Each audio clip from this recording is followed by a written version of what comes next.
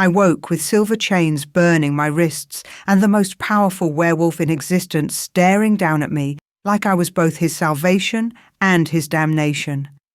Pain lanced through my arms where the blessed metal touched bare skin. I jerked back instinctively, but the chains held firm, bolted to a headboard carved from dark wood that probably cost more than everything I'd ever owned. My head throbbed. My mouth tasted like blood and fear. Easy. His voice rolled through the room like distant thunder. The silver won't kill you, just keep you manageable. Demon, nightshade. Even through the haze of pain, I recognized him. Everyone in the werewolf territories knew that face, sharp as a blade, beautiful as sin, and cold as a winter grave. Black hair fell across his forehead, and those eyes, pale grey like morning fog, tracked my every breath. I was in his chambers. The realization hit me harder than whatever had knocked me out in the forest. Rich tapestries, no, just dark walls. A massive bed beneath me, silken sheets tangling around my legs. I wasn't wearing my hunting clothes anymore. Someone had dressed me in a slip of white fabric that whispered against my skin like a promise or a threat. Where am I? My voice came out stronger than I felt. That was good. Never show weakness to an alpha, especially not this one. The obsidian keep. He moved closer, and my wolf stirred inside me for the first time since I'd woken. She'd been silent, dormant, and now she pushed forward with an urgency that terrified me. Mate. No. No, no, no.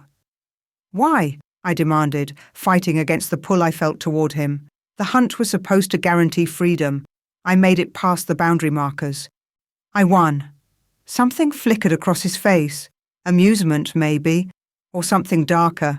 You collapsed 3 feet into my territory, Maya Thornwood. He said my name like he'd tasted it before. And the hunt rules are clear. Any wolf who falls in the Alpha King's land becomes his to claim. My stomach dropped. I'd been so close. Just 3 more miles and I would have reached neutral ground. Free from pack assignment for another year. Free to keep running, keep hiding, keep pretending I wasn't who I really was. Then chain me to a dungeon, not a bedroom. I rattled the silver chains for emphasis, even though each movement seared fresh pain into my wrists. What game are you playing? Diamond smiled. It wasn't a nice smile. No game, little wolf. Just fate having a twisted sense of humour. He reached out and I flinched. But he only brushed a strand of dark hair from my face. His fingers were warm. Too warm. Tell me, how long did you think you could hide in plain sight? Living with the Thornwood pack, using their name, pretending to be just another orphan they took in out of kindness? Ice flooded my veins. He knew. I don't know what you're talking about. The lie came automatically, practiced over 7 years of looking over my shoulder. Don't insult me. His hand dropped to grip my chin, forcing me to meet those winter-grey eyes. You're Mayara Blackwood, daughter of Cyrus Blackwood, the rogue who murdered my parents while they slept, the traitor who burned half my territory and scattered his followers to the winds before vanishing. His thumb traced my jawline, almost gentle. You have his eyes. Did you think I wouldn't notice? My heart hammered against my ribs. I'd been 8 years old when my father's rebellion failed. 8 years old when Catherine and Marcus Thornwood found me hiding in the ruins of a burned-out settlement, shaking and covered in ash. They'd given me a new name, a new life, and made me promise never to speak of where I came from. I'd kept that promise for 15 years. My father, I started, but he cut me off. Is still alive, still gathering rogues, still planning goddess knows what in the shadows. Demon released my chin and stepped back, putting blessed distance between us. But I could still smell him, smoke and mountain pine, and something wild that called to the deepest part of me. And you, little Mayara, are going to help me find him. I haven't seen him since I was a child. Truth, for once. He left me behind. I don't know where he is. Perhaps not consciously. Demon walked to the window, hands clasped behind his back. Dawn light streamed through the glass, painting him in shades of gold and shadow. But blood calls to blood. He'll come for you eventually, especially when he hears his precious daughter is about to become my queen. The world tilted. Queen? I choked on the word. You're insane. He looked back at me, and this time his smile showed teeth. Am I? Your wolf knows, even if you're too stubborn to admit it. We're mates, Maya. I've known for 6 months. 6 months. He'd been watching me for 6 months while I'd lived my quiet life with the Thornwoods, working in their tavern, keeping my head down, trying so desperately hard to be invisible. That's impossible, I whispered. But my wolf was howling now, throwing herself against my control, desperate to go to him. The mate bond pulsed between us like a living thing, silver threads I could almost see, connecting my chest to his. The moon goddess has a cruel sense of humour, Demon agreed, binding me to the daughter of my parents' killer. But I've learned not to question her designs. He moved back toward the bed, each step measured and deliberate. Here's what's going to happen. You're going to accept our bond. You're going to stand beside me as my queen. And when your father inevitably tries to rescue you or kill you, I'm not sure which he'll choose. I'll be waiting. And if I refuse? Then I'll execute every member of the Thornwood pack for the crime of harbouring a known traitor's bloodline. His voice went soft, deadly. Catherine and Marcus, their 3 sons. The 46 wolves under their protection. All of them will burn, and you'll watch. No, not them. They'd saved me, loved me, given me everything when I had nothing. They didn't know, I said quickly. They thought I was just another orphan from the border wars. I never told them. It doesn't matter what they knew. Demon sat on the edge of the bed, close enough that I could feel the heat radiating from his body. Werewolf law is clear. Harbouring the enemy is death, regardless of intent. So I become your queen, your prize, your bait, or everyone I love dies. Bitterness coated my tongue. Some choice. Life rarely offers fair choices. He reached out again, and this time I didn't pull away when he unlocked the silver chains. They fell away, leaving angry red burns across my wrists that would heal in minutes. Werewolf resilience was both blessing and curse. But I'll add one more incentive. Accept our bond, and I'll grant the Thornwood Pack sanctuary, protection. They'll want for nothing. I rubbed my wrists, trying to ignore how right it felt when his fingers brushed mine. The mate bond was already working its magic, trying to convince me that this male, this alpha king, was everything I needed. Why? I met his eyes, searching for the trap. There was always a trap. Why not just use me as bait without all the ceremony? Why make me your queen? Something shifted in his expression. For just a moment, the cold mask cracked, and I saw something raw underneath. Grief, maybe? Or loneliness.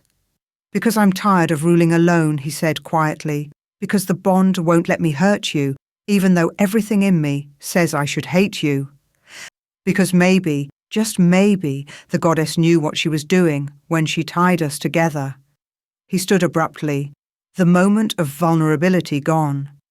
You have until sunset to decide. Accept willingly, and you'll stand beside me as an equal. Refuse, and I'll take what I want anyway. But the Thornwoods will pay the price. He walked toward the door, and panic flared in my chest. Wait. Demon paused, looking back. If I agree? I hated how my voice shook. If I become your queen, do I have your word? The Thornwoods stay safe? You have my word as Alpha King. He placed his hand over his heart, and my oath as your mate, for whatever that's worth to you. Then he was gone, the door closing with a soft click that sounded like a cell locking. I sat in the ruins of my life, wearing borrowed silk in a borrowed room, and felt the mate bond sing in my chest like a promise and a curse all tangled together. My father had destroyed his family. Now his daughter was fated to be his queen.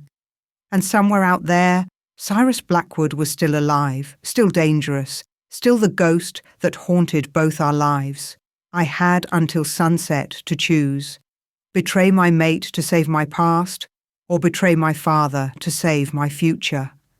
The morning light shifted, and I realized with cold certainty that whatever choice I made, blood would follow. Chapter 2. The sun was barely halfway across the sky when I made my move. I'd spent the hours after Damon left examining every inch of the room. The window opened, small mercy, but we were 4 stories up with smooth stone walls offering no handholds. The door was unlocked, another surprise, but I wasn't naive enough to think that meant freedom. Still, I had to try, for Catherine and Marcus, for the pack that had given me everything. I slipped into the hallway, barefoot and silent. The keep was massive, all dark stone and soaring ceilings, with corridors that branched like a maze. I followed my instincts, letting my wolf guide me toward what felt like an exit. Servants passed occasionally, but none tried to stop me. That should have been my first warning. I made it all the way to the main entrance, massive doors carved with wolves in various stages of transformation, before I felt it. The ward hit me like a physical wall. One moment I was reaching for the door handle, the next I was on my knees, gasping as invisible chains wrapped around my chest and yanked me backward. Not silver this time, something worse. Magic that recognized my specific signature and rejected it like a body rejecting poison. They're keyed to your bloodline. Demon's voice came from above. I looked up to find him leaning against the second-floor railing, watching me with something that might have been pity. Blackwood blood. I had them commissioned 3 months ago from a very expensive witch. Every exit is warded, every window. You can't leave unless I allow it. 3 months. Not 6 months since he'd discovered our bond. 3 months since he'd started actively trapping me. I forced myself to stand, even though the ward's magic still crawled over my skin like ants. You bastard! Yes. He descended the stairs with liquid grace, each movement screaming predator. But I'm a bastard who keeps his word. The Thornwoods remain safe as long as you cooperate. Did you really think I'd give you until sunset without insurance? You're your father's daughter, Maya. Flight is in your blood. He was right. I hated that he was right. What now? I asked, lifting my chin. You lock me back in that pretty cage? Now you bathe and dress for dinner. He gestured, and 2 female servants appeared from nowhere. You're meeting my inner circle tonight. They'll want to assess the future queen. I haven't agreed. You will. His eyes went cold. Because the alternative isn't just the Thornwoods dying, Maya. It's them dying slowly, painfully, while you watch and know you could have prevented it with 1 word. He leaned in close, and the mate bond flared hot between us. I don't want to be the villain in our story, but I will be if you force my hand. The servants led me away before I could respond. What was there to say? He held all the cards, and we both knew it. They dressed me like a doll. The gown was deep emerald, cut to flatter in ways that made me uncomfortable. My dark hair was arranged in complicated braids, woven with gold thread. Someone painted my lips red as blood. When I looked in the mirror, I barely recognized myself. I looked like a queen. I looked like a trap. Beautiful, one of the servants murmured, and there was genuine warmth in her voice. The king will be pleased? I wondered if she knew I was here against my will, if any of them knew, or if Damon had spun some story about a willing bride, eager to take her place at his side.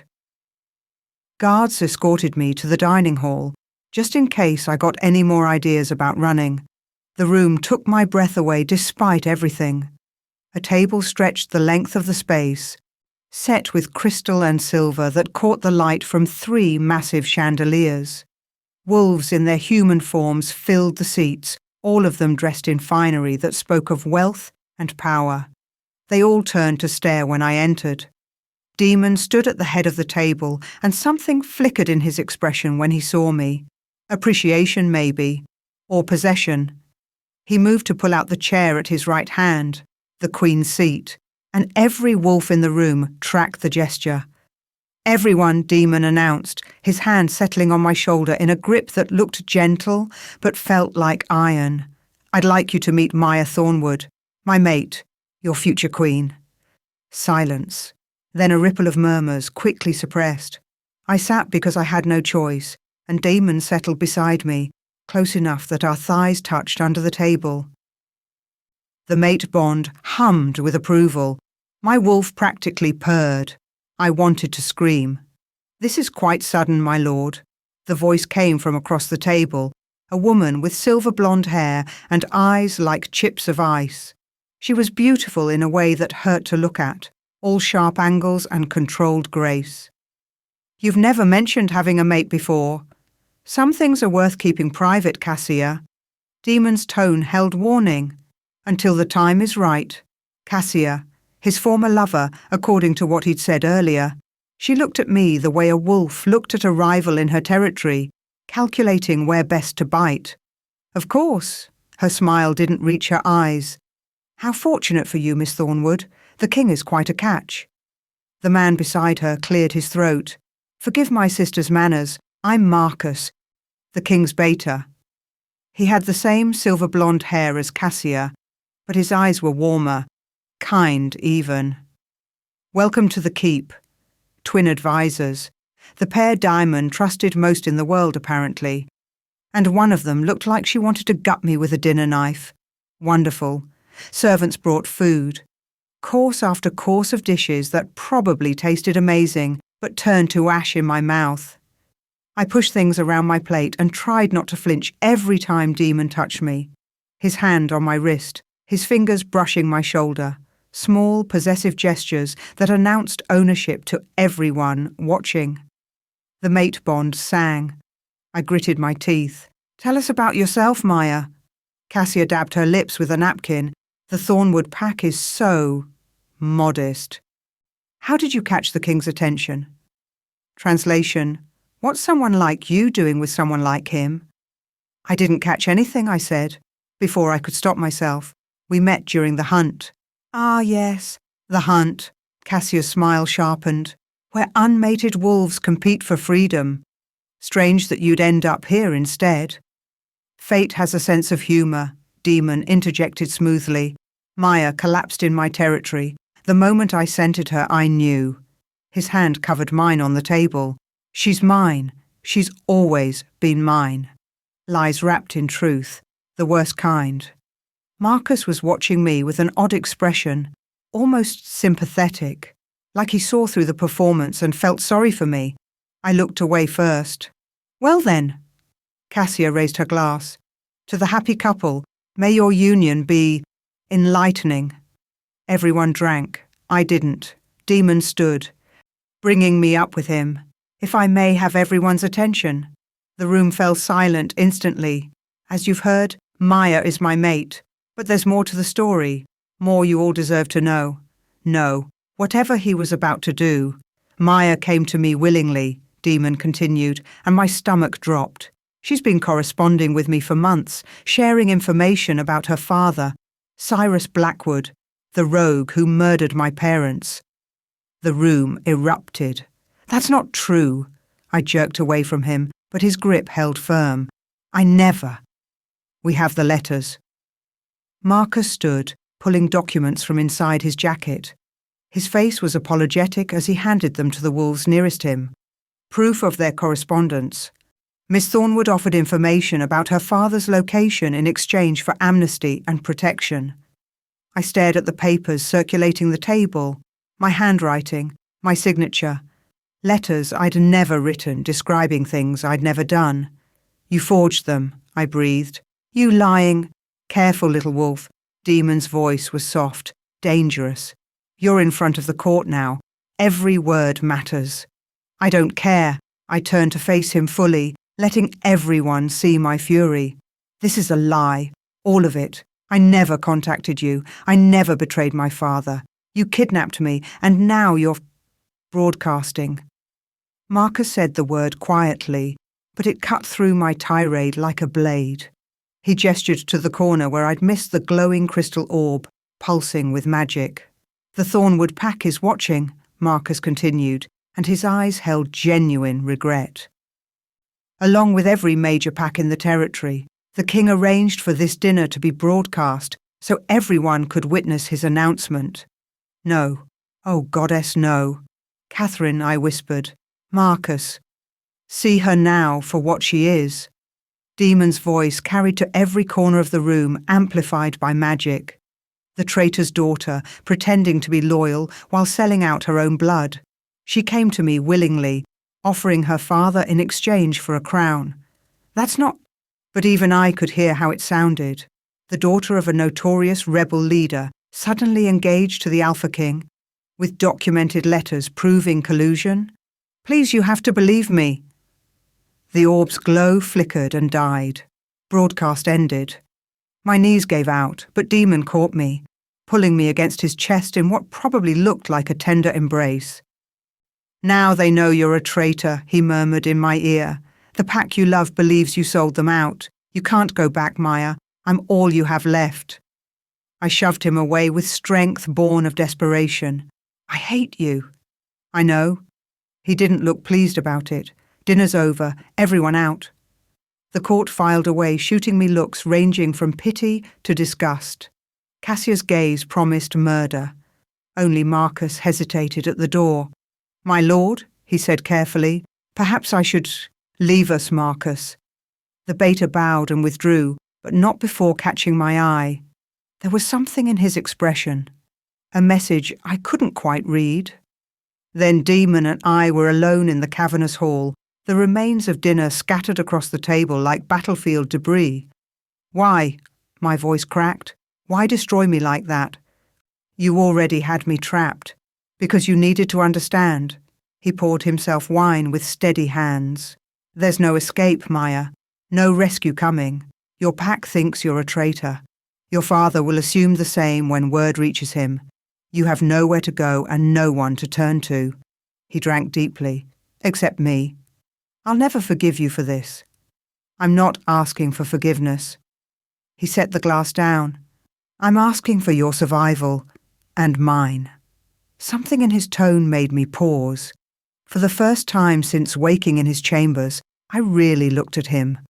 Saw the tension in his shoulders, the tightness around his eyes, the way he held himself like a man in constant pain. What does that mean? He laughed, but there was no humour in it. You want truth? Fine. I'm dying, Maya. Your father's curse is killing me slowly. And the mate bond is the only thing keeping me alive. The room spun. What curse? The night he murdered my parents, Cyrus Blackwood didn't just kill them. He broke something in me. Demon's eyes flashed gold, his wolf pushing to the surface. He fractured my wolf, split it from my human consciousness. Every day I slip further from control. Soon I'll go feral, and when I do, I'll slaughter everyone in this keep before someone finally puts me down. I backed away. You're insane. Not yet. He smiled, and it was terrible.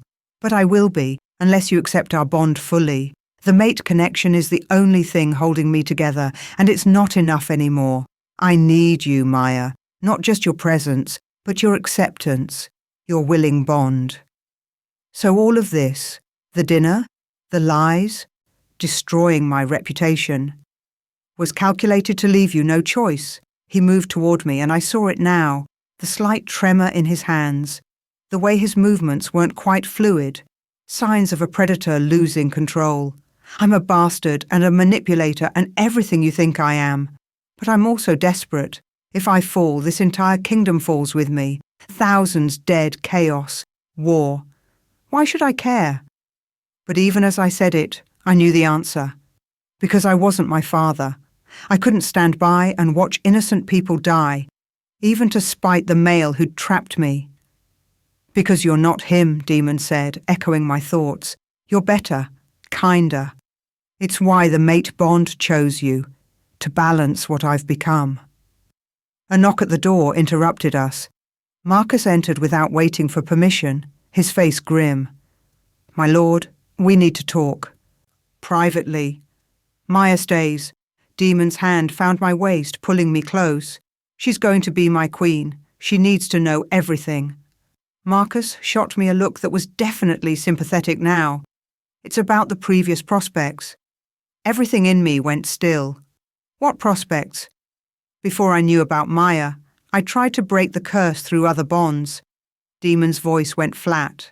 4 different female wolves over the past 2 years, each one carefully selected for bloodline compatibility and strength. What happened to them? I asked, though part of me didn't want to know. Marcus answered, and his voice was gentle. They all died. Different circumstances each time, accidents, illness, one in her sleep. But the pattern is clear. Someone is killing the king's potential mates. My blood ran cold. Someone is hunting women connected to you. And now you're the target, Demon confirmed. Whoever's doing this knows about our bond. They'll come for you too. Let them, I spat. Maybe they'll do me a favor. Maya. No. I wrenched away from him.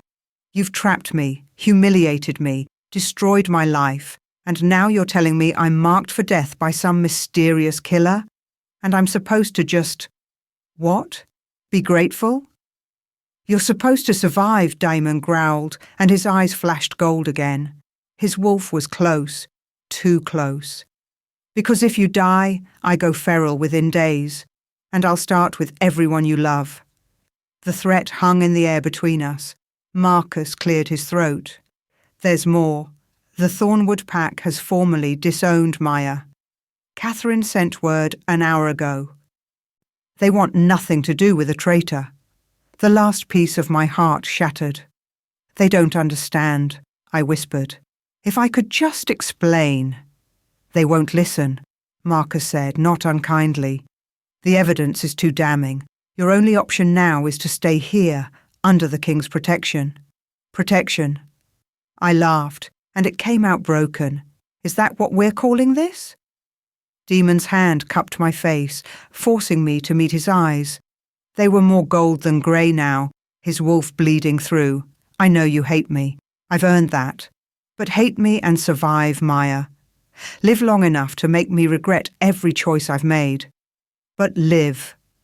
He was close to losing control. I could see it in the way his fingers trembled against my skin, feel it in the chaotic pulse of the mate bond.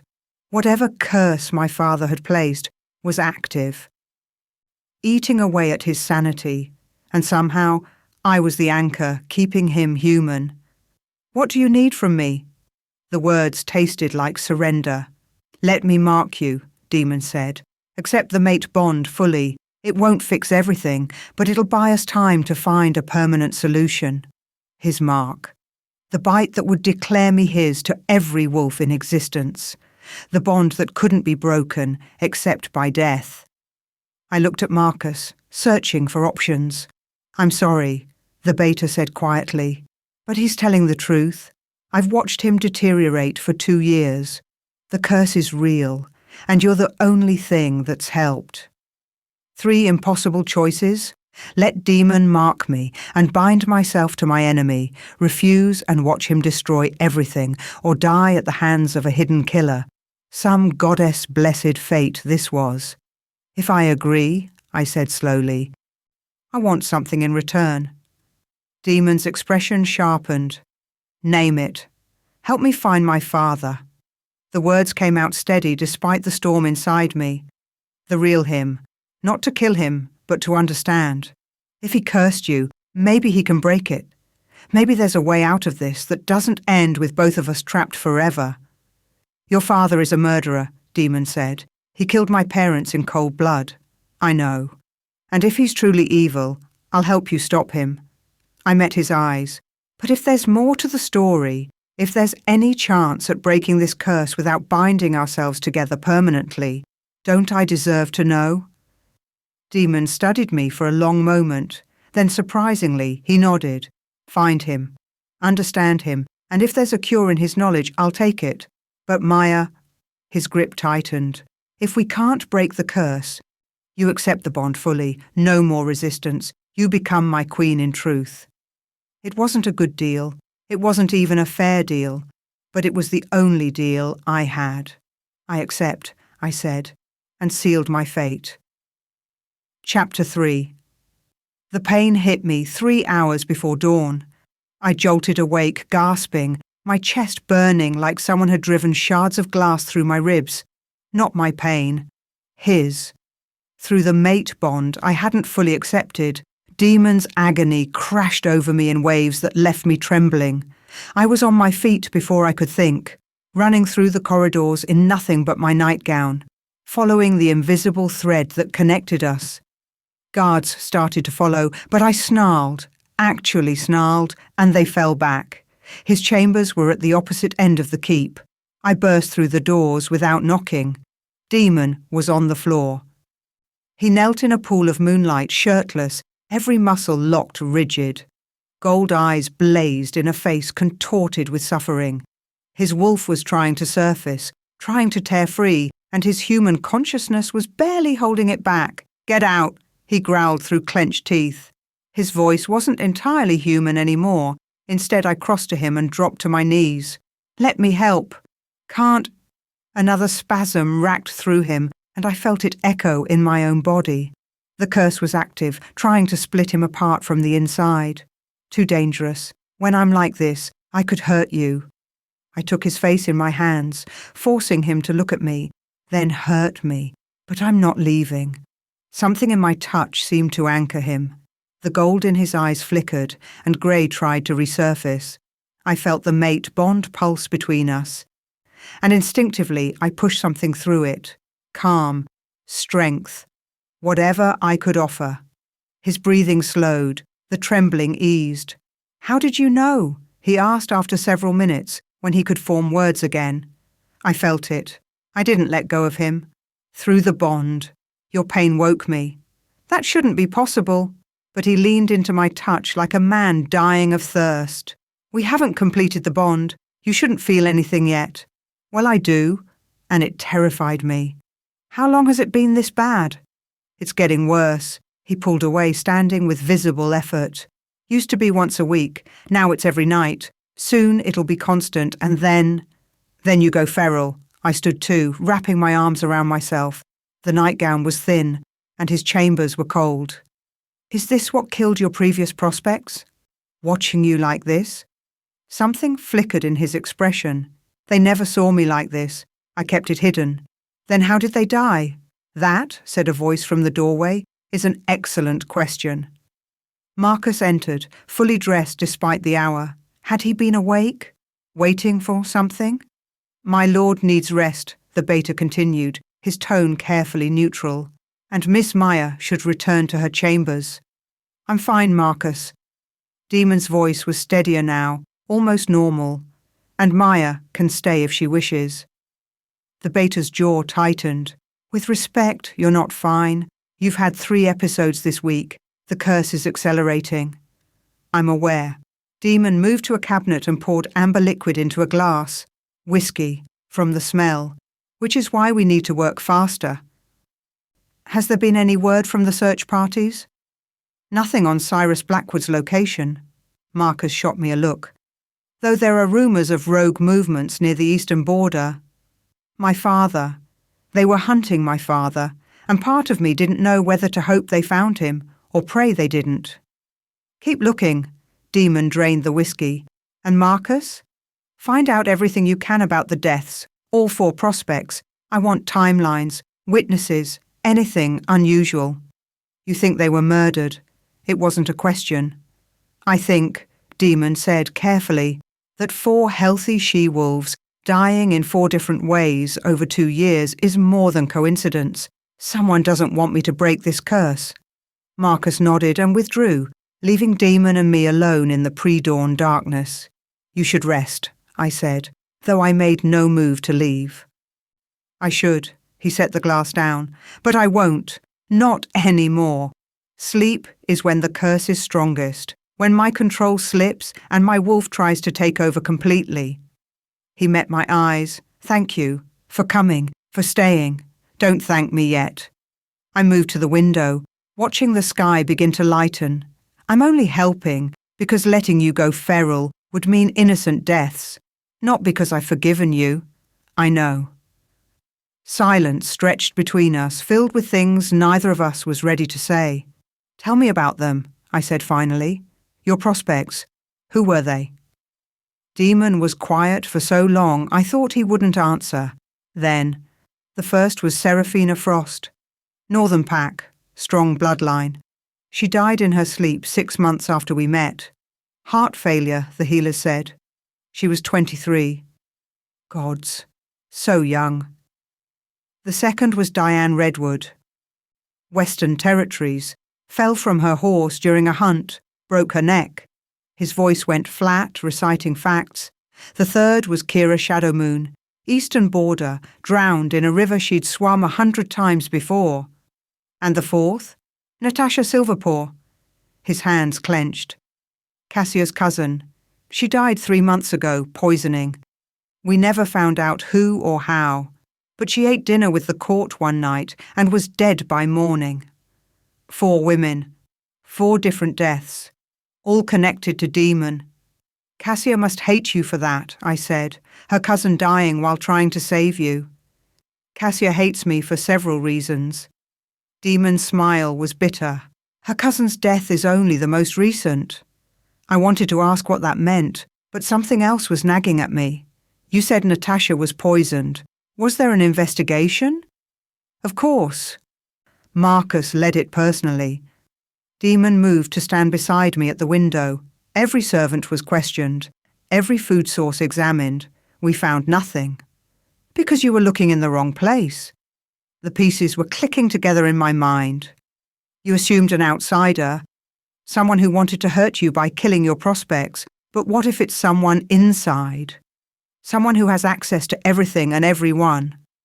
Demon's eyes sharpened. Someone in my inner circle? Someone who doesn't want the curse broken. I turned to face him fully. Think about it. Who benefits from you staying fractured? Who gains power from you being weakened? That could be anyone. But his expression said he was already making lists. Half the court would love to see me fall. But only a few people knew about all 4 prospects. I was thinking out loud now. Who was present for each one? Who had access to them all? Marcus, Damon said slowly.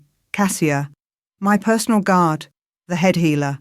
He cursed. It's a short list and all of them are people I trust. Trusted, I corrected, past tense, because one of them is a murderer. The sun crested the horizon, spilling gold across the keep's dark stones. A new day, new dangers. I need to investigate, I said. Let me talk to the servants, the guards. I'm not part of your inner circle. People might talk to me who wouldn't talk to you. Absolutely not. Demon's hand shot out, catching my wrist. If there is a killer, you're their next target. I'm not giving them easy access. I'm already their target, I pulled free. You said it yourself. Whoever's doing this will come for me eventually. So let me be useful while I'm still breathing. We stared at each other, wills clashing. Fine, he said finally, but you don't go anywhere alone, and you report everything to me directly. Not Marcus, not anyone else, until we know who we can trust. Agreed. I spent the rest of the morning talking to servants. They were more willing to gossip than I'd expected. The maids who'd tended Seraphina remembered she'd complained of chest pains days before her death but hadn't told anyone important. The stable master recalled Diane's horse being unusually skittish that morning, possibly drugged. Kira's drowning had witnesses who swore they saw someone on the riverbank, but by the time they reached her, she was alone and dead. And Natasha. God's poor Natasha. She was kind, a young kitchen girl told me, eyes red from crying. Always remembered our names. The night she died, she barely touched her dinner, said it tasted off, but Lady Cassia insisted everything was fine, so she ate more to be polite. My blood ran cold. Lady Cassia insisted? Yes, miss. They were dining together, just the 2 of them. Lady Cassia kept encouraging her to eat, saying the cook would be offended if she didn't finish. The girl twisted her apron. We found Lady Natasha dead in her rooms 2 hours later. I thanked her and left before my expression could give away my thoughts. Cassia. Demon's former lover, twin sister to his most trusted beta. The woman who'd looked at me like a rival to be eliminated. I needed proof before I accused anyone, but the pattern was forming. Each death had small irregularities that pointed to someone with inside knowledge. Someone who could move through the keep without suspicion. I was heading back to my chambers to compile notes when the arrow missed my head by inches. It buried itself in the stone wall, the shaft still quivering. I threw myself sideways on instinct as a second arrow followed. This one, aimed for my heart. Guards shouted. I rolled behind a pillar as a third arrow shattered against stone where I'd been standing. Then Daimon was there, moving faster than should have been possible. He vaulted over the railing from the floor above and landed in a crouch between me and the archer. His wolf was in his eyes, gold and feral and deadly. A figure in black broke from the shadows and ran. Demon started to give chase, but a fourth arrow, this one different, glowing faintly, forced him back. "Poisoned," he snarled. "Don't touch it." The arrow was meant for me, but Damon had moved into its path. I watched in horror as he pulled it from his shoulder where it had grazed him, his face going pale. No, no, no. I caught him as his knees buckled. The poison was already working, spreading black veins from the wound. "Get a healer." "Won't help." His voice was already slurring. Wolfsbane, mixed with something else, can smell it. Wolfsbane alone could kill a werewolf. Combined with another poison? "Stay with me." I lowered him to the ground, pressing my hands over the wound. "Demon, stay with me." "Should have let them hit you." He smiled and blood stained his teeth. "Easier this way." "Shut up." Tears blurred my vision. "You're not dying. I won't let you." His hand found mine, grip weak. "Mate bond, you can heal me. But you have to mean it." "Right, the bond could heal, but only if I open myself to it fully. Let it complete. I'd sworn I'd never do that. Never give myself to the male who'd trapped me. But watching him die, feeling his pain through our connection, I knew I didn't have a choice. I pressed my forehead to his, closing my eyes. "I'm sorry," I whispered, "for what this means." Then I opened the bond. It flooded through me like wildfire. Every emotion, every sensation, every fragmented piece of him pouring into me. I felt the curse's damage, the cracks in his soul where his wolf had been torn away. I felt his pain, sharp and constant. But beneath that, I felt something else. Love. Desperate, hopeless, furious love that had been there since the moment he'd first scented me 6 months ago. Love that had driven every calculated move, every manipulation. He'd never wanted to trap me. He'd been trying to save me from a war he knew was coming, from a father he knew would sacrifice me. The truth of it staggered me. "Hold on," I breathed against his lips. Then I kissed him. The bond snapped into place like a lock turning. Healing energy poured from me into him, burning away the poison, mending the damage. I felt the exact moment his wolf stabilized, the fracture in his soul smoothing over, held together by the mate bond's power. When I pulled back, his eyes were grey again, fully grey, with no gold bleeding through. "Maya," his hand cupped my face. "What did you—" "I saved your life." I sat back, trembling from the effort. "Don't make me regret it." Guards had surrounded us. Marcus pushed through, taking in the scene with wide eyes. "The archer?" Daimon asked, his voice already stronger. "Escaped." Marcus's expression was grim. "But we found this." He held out a small token, a silver wolf with a broken neck. My father's symbol. My stomach dropped. "No, he wouldn't. Your father sent an assassin to kill you," Demon said, sitting up with my help. The wound on his shoulder was already closing, pink and new. "Not to rescue you, to eliminate you. He thinks I've betrayed him." The full horror of it settled over me. The broadcast, the fake letters. "He believes I'm a traitor." "He believes you're a liability," Marcus corrected quietly. a compromised asset that needs removing. My own father sent someone to put an arrow through my heart. Demon's arms came around me before I realized I was shaking. "Breathe," he murmured. "Just breathe." "I want to see the body," I said through clenched teeth. "The Archer. I want to see them. Maya, now." They took me to the dungeons. The Archer was female, barely older than me, with the lean build of someone who'd lived rough. She was dead, had taken poison rather than be captured. But her face was familiar. I know her. My voice sounded distant. She was at the settlement. When I was a child, she trained with my father. Then he's confirming what the broadcast implied, Marcus said, that you've chosen sides. I knelt beside the dead woman, studying her face. She'd been loyal to my father unto death, had believed she was doing the right thing by killing me. There's more. Demon crouched beside me, his presence solid and grounding. Search her belongings. Marcus handed me a folded paper. I opened it with numb fingers. My father's handwriting. "The girl is lost, too close to the enemy. End her quickly, it's a mercy. She doesn't need to know the truth about her mother." My mother. Who'd died when I was 3, or so I'd always been told. What truth? I looked at Demon. What is he talking about? Demon's jaw tightened. He stood pacing away before turning back to me. "I didn't want to tell you like this, but you need to know."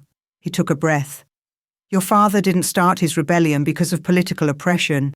He started it because my mother, Queen Lyanna, rejected him." The world tilted. What? They were lovers. Before she met my father, before she became queen. Cyrus Blackwood was just a warrior then, and Lyanna was the Alpha King's daughter. They were together for 2 years. Demon's voice was carefully controlled. Then she met my father and chose him. Political alliance, yes, but also genuine love. She ended things with Cyrus, and he never forgave her. No, that couldn't be right.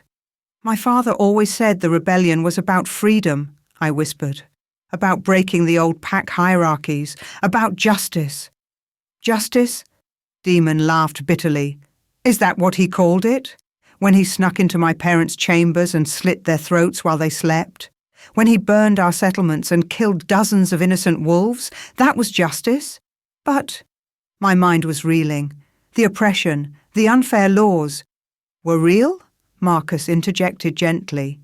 Your father's grievances had merit, but his motivation was personal revenge, dressed up as political cause. I thought of all the stories my father had told me as a child, the noble fight against tyranny, the sacrifice for a better world. Had all of it been lies? There's more. Demon knelt in front of me again, and his eyes held something terrible. My first mate, Elena. She was pregnant when your father killed her. My heart stopped. He told me she was collateral damage, I whispered. An accident during the raid. She was the target. Demon's voice broke. He wanted to hurt me the way my mother hurt him, by taking away the person I loved. Elena wasn't even political. She was a healer from a minor pack. She had nothing to do with royal affairs. But she was mine, and that was enough. I was going to be sick. I didn't know, I said, but the words felt worthless. I swear I didn't know. I know. His hands covered mine. You were a child. He kept you ignorant, probably to keep you loyal. But now you know the truth, Maya. Your father isn't a noble rebel fighting for justice. He's a man consumed by jealousy and revenge, willing to kill anyone, including his own daughter, to satisfy his rage. I couldn't breathe, couldn't think everything I'd believed about my family, about my father's cause, about the noble fight I'd been running from for 15 years, all built on one man's broken heart and wounded pride. He called me a compromised asset, I said numbly. Not his daughter, not someone to protect or rescue, just an asset. I'm sorry. And Demon sounded like he meant it. I know what it's like to have your foundation ripped away. I looked at him, really looked at him, saw past the Alpha King facade to the man beneath, Someone who'd lost his parents, his first mate, his unborn child. Someone cursed and slowly dying because of my father's vendetta. Someone who was my mate. The bond, I said. When I completed it to heal you, I felt everything. Your emotions. Your memories. I swallowed hard. You've been protecting me. This whole time, even the manipulation. You were trying to keep me safe from him. I couldn't let him kill you too. Demon's thumb brushed my cheek. Even if you hate me for it. I don't. The words caught in my throat. I don't hate you. I hate that you were right. I hate that my father is a monster. I hate that everything I believed was a lie. Not everything. His forehead pressed to mine. You're still you, Maya. Still kind despite everything. Still brave. Your father's sins aren't yours to carry. But they felt like mine, the weight of them crushing. What do we do now, I asked. Now, Demon said, helping me stand. We find out who's trying to kill my prospects. We stop them before they come for you again. And we prepare, because your father will send more assassins. He won't stop until you're dead, or he is. Then we hunt him. The words came out hard. Certain. We find him, and we end this. Whatever it takes. Demon studied my face. You mean that? He sent someone to kill me.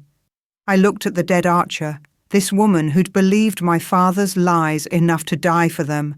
He's killed innocents, he's destroyed lives, and he did it all because of wounded pride and jealousy.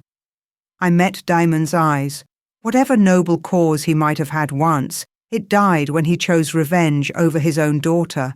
So, yes, I mean it. Then we hunt together. Demon pulled me close, and this time I didn't resist. Mates, partners, whatever this becomes. Whatever this becomes, I echoed, and felt the mate bond settle between us, no longer fighting it. Outside the dungeons, dawn was breaking over a world that had shifted beneath my feet. My father was hunting me. Someone in Demon's inner circle was killing his prospects, and I'd just bound myself to the one man my father hated most in the world. But as Demon's hand found mine, steady and warm, I realized something else. For the first time in 15 years, I wasn't running anymore. I was done hiding. Chapter 4. The investigation began at breakfast. Demon insisted we eat with his inner circle, a show of normalcy, while we quietly dissected every interaction, every word, every glance for signs of betrayal. I sat at his right hand, the mate bond humming between us, and watched Cassia smile over her tea like she hadn't spent 2 years murdering women. You look radiant this morning, Maya, she said, her voice honey-sweet. The bond agrees with you. Does it? I kept my tone light, conversational. I'm still learning how it works. Perhaps you could offer advice. You were close to Demon once. Her smile tightened fractionally. That was a long time ago. Not so long. I buttered a piece of bread with careful precision. What ended it, if you don't mind me asking? Maya. Demon's warning was soft, but I ignored it. I'm curious. You're beautiful, powerful, clearly devoted to him. Why didn't it work out? Cassia set down her cup with a click. Some things aren't meant to be. The heart wants what it wants, and Demon's heart wanted.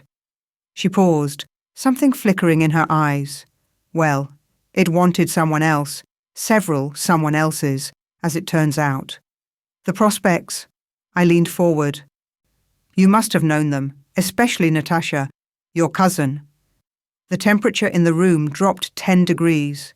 I don't discuss my dead cousin with strangers, Cassia said, each word precise and cutting. But I'm not a stranger anymore. I gestured to the mark on my neck. Diamond's bite, still fresh. I'm your queen, and I need to understand what happened to the women who came before me. Marcus cleared his throat. Perhaps we should discuss this another time, when emotions aren't so... No. Damon's hand covered mine on the table. Maya has every right to ask. 4 women are dead and someone in this keep is responsible. So let's stop dancing around it. He looked directly at Cassia. Where were you the night Natasha died? Cassia's face went white, then red. You're accusing me? I'm asking a question. I was with her. Cassia stood abruptly. We had dinner together. I was the last person to see her alive, and I've carried that guilt for 3 months. How dare you? You encouraged her to eat, I said quietly. Even when she said the food tasted wrong, the kitchen girl remembered. The silence that followed was absolute. Cassia looked between Demon and me, something wild entering her eyes. You've been investigating me. We've been investigating everyone, Demon corrected. Sit down, Cassia. No. She backed toward the door. I won't stay here and be accused of murdering my own blood. Natasha was like a sister to me. And yet you're the common thread. I stood too, facing her. You were close to all 4 prospects. You had access to them. Opportunity. Motive, Damon added, his voice going cold. You wanted the throne, you always have. So I killed 4 innocent women? Cassia's laugh was brittle. For what? You never looked at any of them the way you looked at me. You never loved them. No, Demon agreed, I didn't. Which is why you killed them. Because they were getting too close. Because one of them might have broken the curse and taken your place. Marcus stood then, positioning himself between his sister and us. This is insane. Cassia would never. Wouldn't I? Cassia's composure cracked completely. You have no idea what I've sacrificed for this court. For him. Years of my life, waiting for him to see me as more than a convenient bed partner, watching him parade potential queens while I stood by and smiled and pretended it didn't gut me every time. So you killed them? I said. I didn't kill anyone. But her eyes said otherwise. I made sure none of them were suitable, that's all. A little poison in Seraphina's medicine to weaken her heart. A drug in Diane's horse to make it bolt.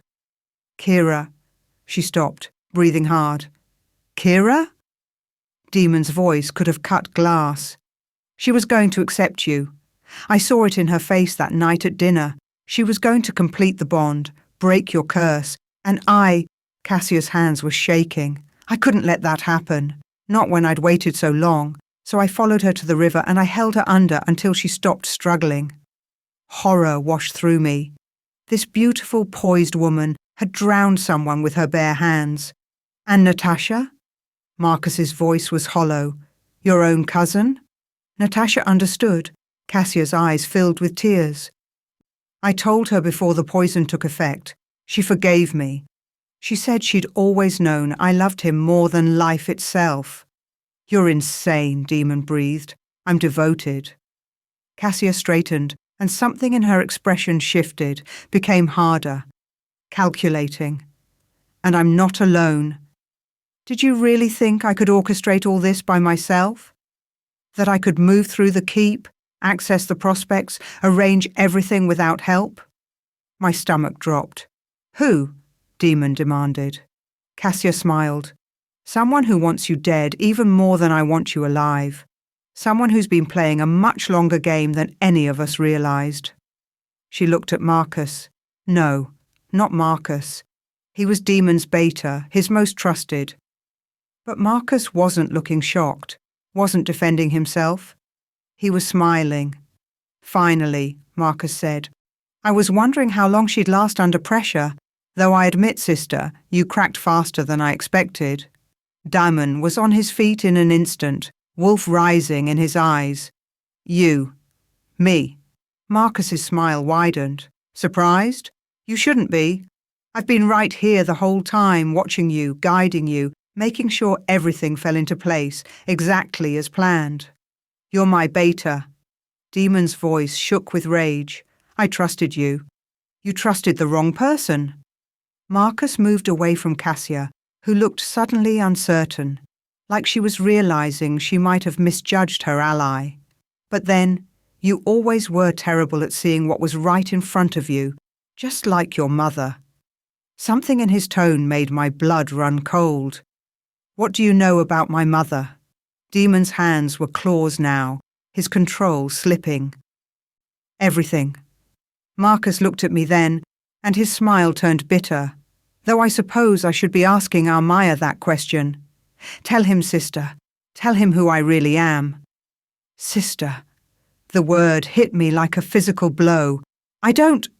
But even as I said it, I saw the resemblance, the shape of his eyes, the set of his jaw, features I'd seen in old photographs of my father. No. Yes.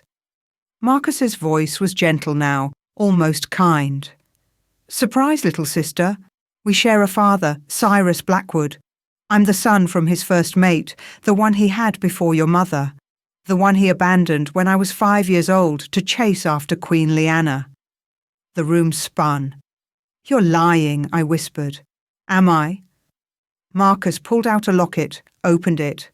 Inside were 2 miniature portraits, a woman I didn't recognize, and a man who was unmistakably my father, decades younger. My mother. She died when I was 7, heartbroken and alone, because Cyrus chose his obsession with the Queen over his own family. Gods, Demon breathed. You've been working with Cyrus. Working for myself, Marcus corrected. Using Cyrus's resources, yes. He thinks I'm his loyal spy in your court, feeding him information about your weaknesses. And I was, for a while. But my goals were always bigger than his petty revenge. What goals? I demanded, destroying both bloodlines. Marcus spread his arms. Nightshade and Blackwood, the 2 families that ruined my life. Demon's mother rejected my father, setting in motion everything that followed. Demon's father ordered the execution of my mother's pack when we couldn't pay tribute, and my own father. His voice turned venomous. He abandoned me like I was nothing, less than nothing. So I decided to make them all pay. The prospects, Damon said slowly. You didn't just help Cassia kill them, you chose them. Women you knew wouldn't work, wouldn't break the curse. You've been keeping me cursed on purpose. Exactly, Marcus looked pleased. Every prospect carefully selected to fail, every tragic death pushing you closer to the edge of feral madness. I've been waiting for you to finally snap, to slaughter your own court and prove to the world that the Nightshade line produces nothing but monsters. And Maya? Demon's hand found mine gripping tight. She's your sister. Why bring her here? Because she's the perfect final piece. Marcus's eyes gleamed. Maya is Cyrus's daughter, the child he actually wanted, the one he raised and loved. Having her here, bonded to you, drives him insane with rage. He'll stop at nothing to get her back, or kill her for betraying him. Either way, it destroys him. You sent the assassin, I realized. Not my father. You. I sent several, actually. Some with Cyrus's symbol to make you think he betrayed you. Others with Demon's enemies' marks to sow discord. Marcus shrugged. Chaos is a powerful tool, and watching you 2 spiral, watching Demon's curse worsen with each near-death experience, watching you realize your father is a monster, it's been perfect. You're insane, Cassia whispered, backing away from him. I thought we were working together. I thought you wanted to help me become queen. I told you what you wanted to hear. Marcus didn't even look at her. You were useful, Cassia, a blunt instrument to remove obstacles. But did you really think I'd let you sit on a throne built on corpses? You're as guilty as the rest of them. Damon was shaking now, his wolf barely contained. I'll kill you. You'll try? Marcus pulled out a small crystal, and it began to glow. But first, you'll deal with what's coming. You see, while we've been having this lovely chat, I've been triggering the palace wards, disabling them, actually. Very specifically timed for the new moon, tonight, when your curse is at its strongest and your control is at its weakest. Horror bloomed in my chest. What have you done? I've invited guests. Marcus's smile was terrifying. A rogue army, currently waiting at your borders. Without the wards, they'll pour through. And with Demon going feral from curse and new moon combined, there will be no one to stop them. Guards, Damon roared. But when the doors burst open, it wasn't guards who entered. Rogues. At least a dozen of them, armed and moving with military precision. The wards were already down. Now, Marcus said pleasantly, we can do this the easy way or the hard way. Demon, you stay here and try to fight while slowly losing your mind. Maya. He gestured, and 2 rogues grabbed me before I could react. You come with me. We have things to discuss. Let her go. Demon lunged, but Cassia, gods, even Cassia, threw herself in his way. I'm sorry, she sobbed. I'm so sorry. I didn't know he was going to. Marcus was already dragging me toward a hidden passage in the wall.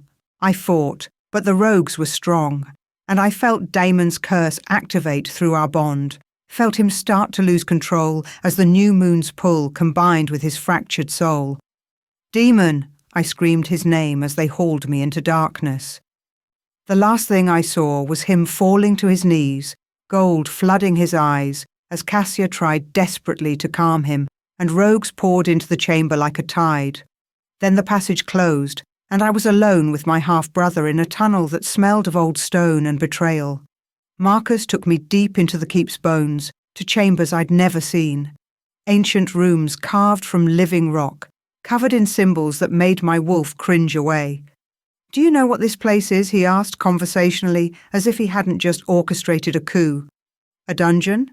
A temple. He lit torches and the symbols began to glow.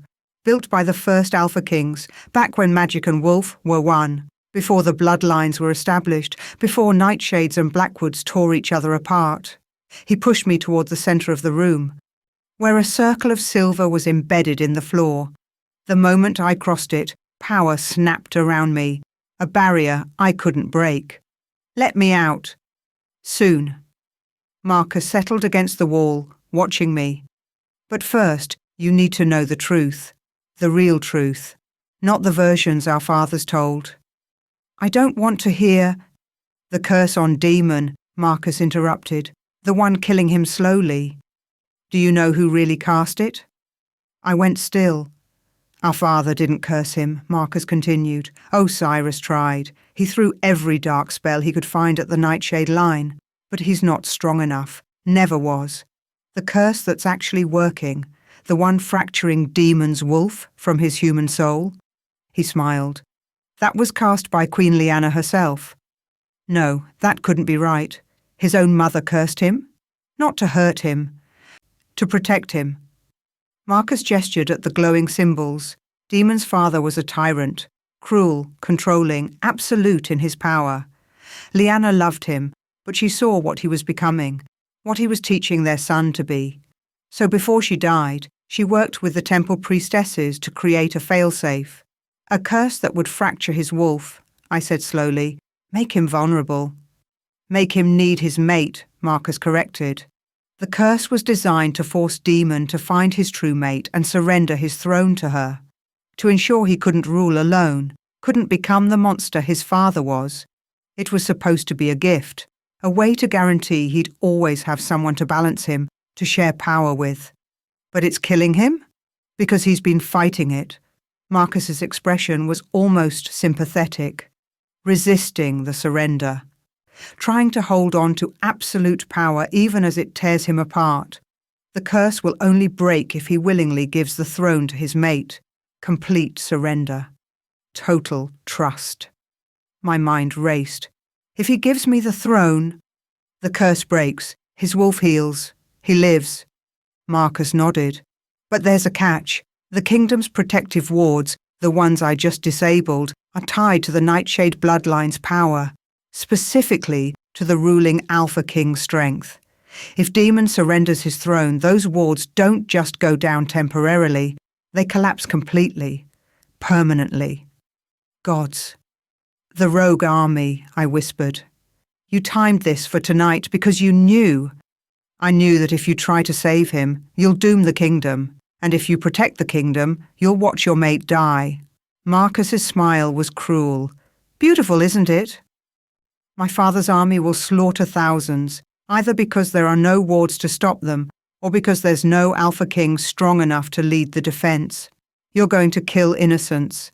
I'm going to destroy the systems that killed my mother, that abandoned me, that turned our father into a monster and Demon into a tyrant in waiting.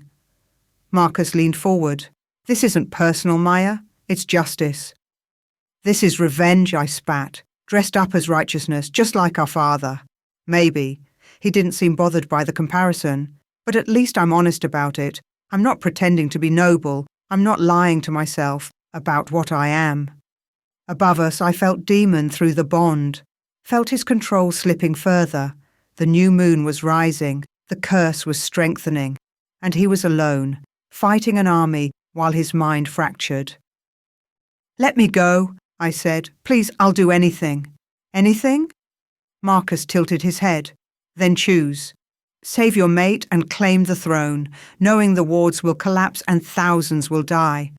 Or let him go feral and die, preserving the kingdom's defences but losing the one person fate bound you to." He stood, moving to the edge of the circle. "I'll even be generous and give you an hour to decide. After that, the choice becomes moot. Demon will be too far gone to save either way." "There has to be another way." "There isn't." His voice was almost kind. "I've spent 20 years planning this. Every angle covered, every option eliminated. This is the only choice left. Love or duty, your mate or your kingdom. Choose." Then he was gone, and I was alone in a circle of silver with the weight of thousands of lives pressing down on me. Through the mate bond, I felt Demon's pain spike, felt him slipping further toward Firal, felt his wolf howling for me, desperate and broken, and above I heard the sounds of battle, screams, the clash of steel, the rogue army pouring through gaps in the wards, slaughtering anyone in their path. I sank to my knees in the centre of the circle and felt everything I'd thought I understood shatter into pieces. Demon's mother had cursed him to save him. My half-brother was orchestrating genocide out of abandonment wounds. My father's noble cause had always been a lie. And now I had to choose between the male I loved and the kingdom that needed protecting. There was no right answer, no heroic solution, just an impossible choice and an hour to make it. The mate bond pulsed, carrying Demon's agony through to my soul. And somewhere in the keep, the rogue army advanced, leaving death in their wake. I closed my eyes and tried to think of a way to save everyone. But Marcus was right. There wasn't one. Chapter 5. The hour was almost up when I felt it, a whisper through the mate bond, so faint I almost missed it. "Maya." Demon's voice, barely human, barely there. "I'm coming," I sent back. "Hold on." But how? The silver circle held me trapped. Marcus had disappeared. And even if I could escape, I still faced the impossible choice: save Demon and doom the kingdom, or let him die to preserve the wards. Unless... I looked down at the glowing symbols beneath my feet. Ancient magic, Marcus had said. From before bloodlines were established, before nightshades and blackwoods tore each other apart, before power required domination. What if the curse wasn't just about surrender? What if Queen Liana had been trying to show a different path, not one ruler giving way to another, but two becoming one? I closed my eyes and reached for the mate bond with everything I had. Not just accepting it, but embracing it completely, opening myself to every fractured piece of Demon's soul and offering him every broken part of mine in return. "I choose you," I whispered into the bond, "not over the kingdom, not instead of duty. I choose both. I choose us." The bond exploded. Power poured through me like nothing I'd ever felt. Not Demon's power taking over mine, not mine subsuming his. Something entirely new, a fusion of wolf and magic and pure will that defied every rule I'd been taught about how mate bonds worked. The silver circle shattered. I was moving before the pieces hit the ground, running through corridors I'd never seen but somehow knew. The bond guided me up and up, toward the throne room, where I felt Diamond's presence like a beacon. And his agony. Gods, his agony. I burst through the doors to carnage. Bodies littered the floor, rogues and palace guards alike.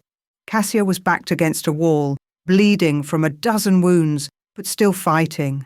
And in the centre of it all, Demon. He was magnificent and terrible, more wolf than man, his eyes pure gold and feral. He'd killed at least 20 rogues, but more kept coming, and I could see him losing himself with each strike. The curse and the new moon were pulling him under, and he was drowning. "Demon!"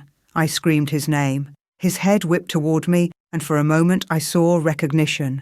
Then a rogue lunged, and instinct took over, but I was faster. The power I'd felt in the temple surged through me, and suddenly I was between them. My hand shot out, and pure energy, silver and gold, moon and sun, blasted from my palm. The rogue flew backward, hitting the wall hard enough to crack stone. Every fighter in the room froze. "Stand down," I commanded, and my voice carried power that made even the rogues hesitate. "All of you. Now." "Maya?" Demon's voice was barely recognizable. "How?" "The bond." I moved toward him slowly, hands raised. I accepted it fully. Not surrender, union. Feel it. I opened the bond completely, showing him what I'd discovered. The new magic flowing between us. Power that multiplied instead of dividing. Strength that came from joining, not dominating.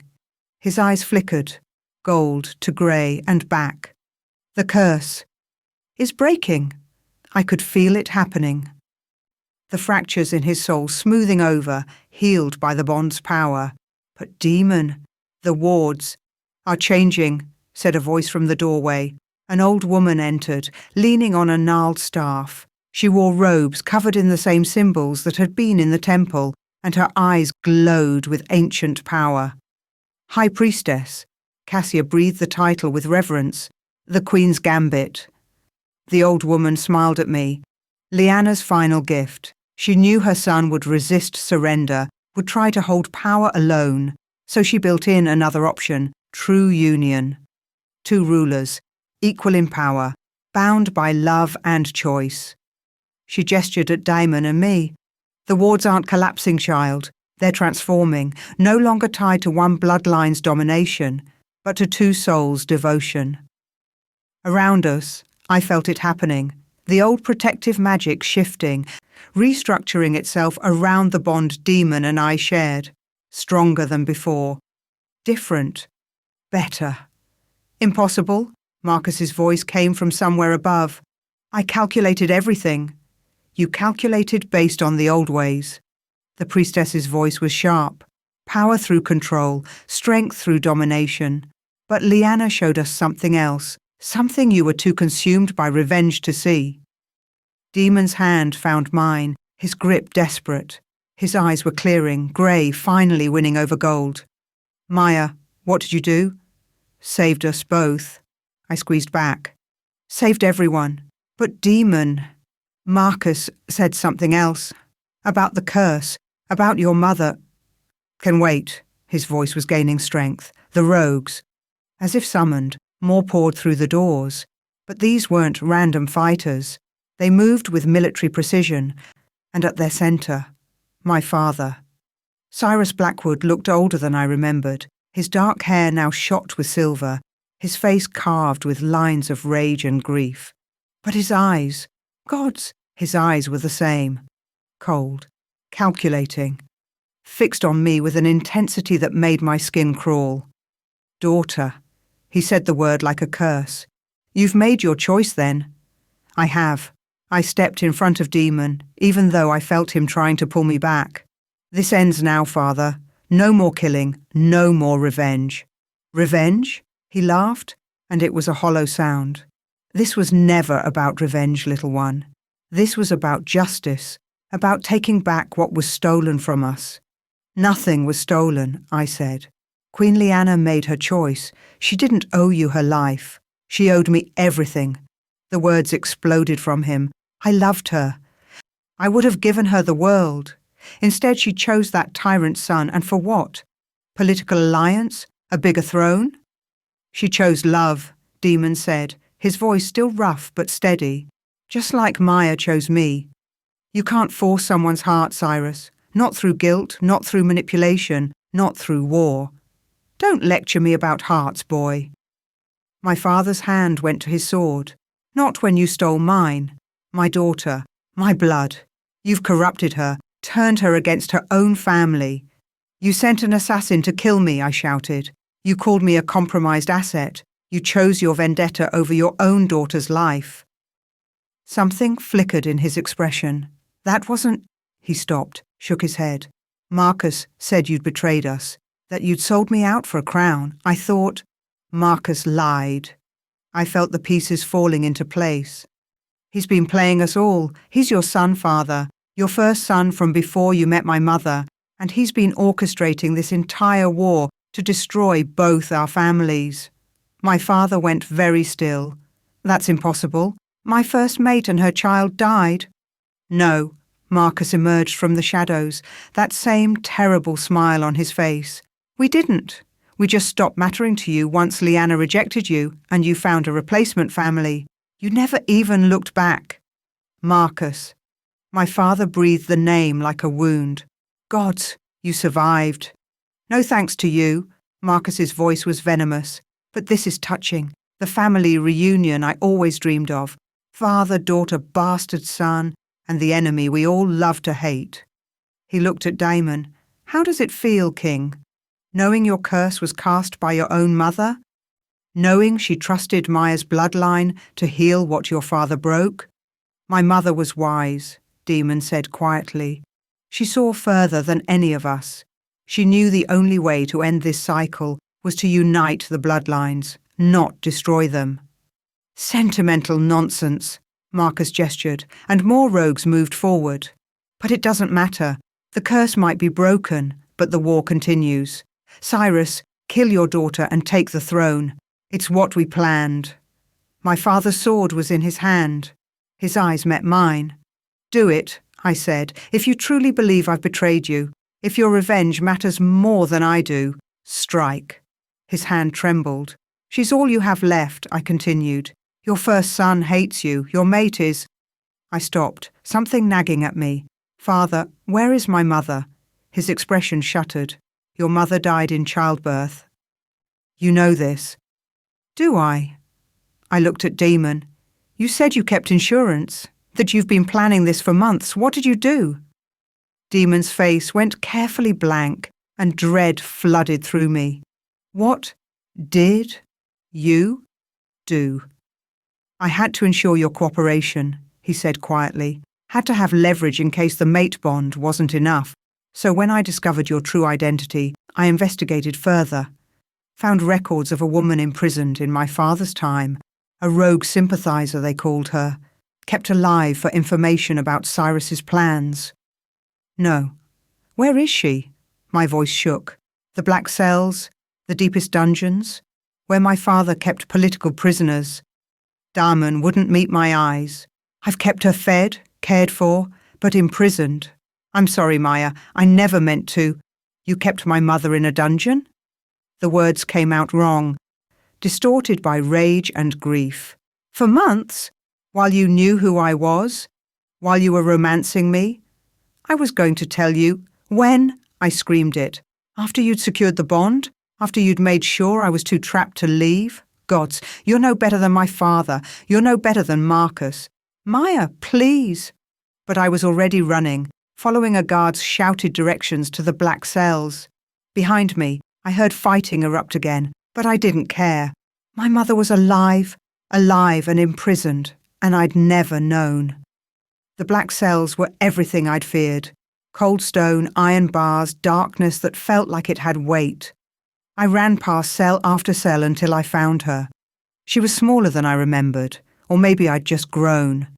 Dark hair like mine, now threaded with grey.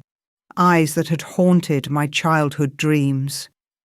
She looked up as I approached, and recognition flooded her face. "Maya." She stood, moved to the bars. "My little girl, you're so gods, you're so grown." "You're alive."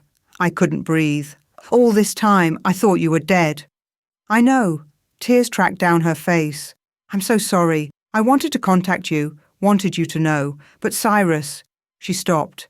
"It's complicated. Explain it." I found the cell keys on a hook. Demon must have given orders for me to have access.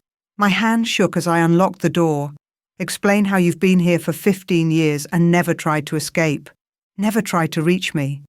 She stepped out, and I saw she wasn't chained. Wasn't restrained at all. Because I stayed willingly, she said. The world tilted again. What? I stayed to stop your father. She reached for me, and I let her take my hands. Maya, you have to understand, I love Cyrus. Goddess help me, I do. But he's consumed by this vendetta. He would burn the world to ash if it meant hurting the Nightshade line. So when I was captured, when I realized I could feed Daimon information about planned attacks, about rogue movements, I made a choice. You betrayed father. I couldn't believe what I was hearing. For 15 years, you've been Daemon's spy. I've been trying to prevent a genocide. Her grip tightened. Every attack I warned them about, every ambush I helped avoid, that's innocent lives saved. Yes, it meant betraying your father, but it also meant keeping him from becoming a monster. He already is a monster. I pulled away. He sent someone to kill me, his own daughter. That was Marcus's manipulation. She stopped, seeing something in my face. What? What is it? Marcus is father's son. From before you. He's been playing everyone, orchestrating this entire war. She went pale. That's not possible. Cyrus said... Cyrus lied. I laughed, and it came out bitter. Or maybe he believed his own lie. But Marcus is very much alive, and very much bent on destroying both families.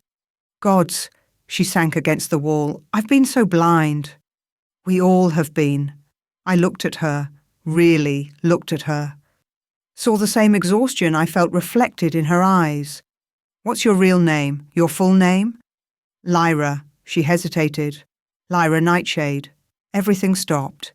Nightshade, I repeated. I'm Daemon's aunt, his father's younger sister. She met my eyes.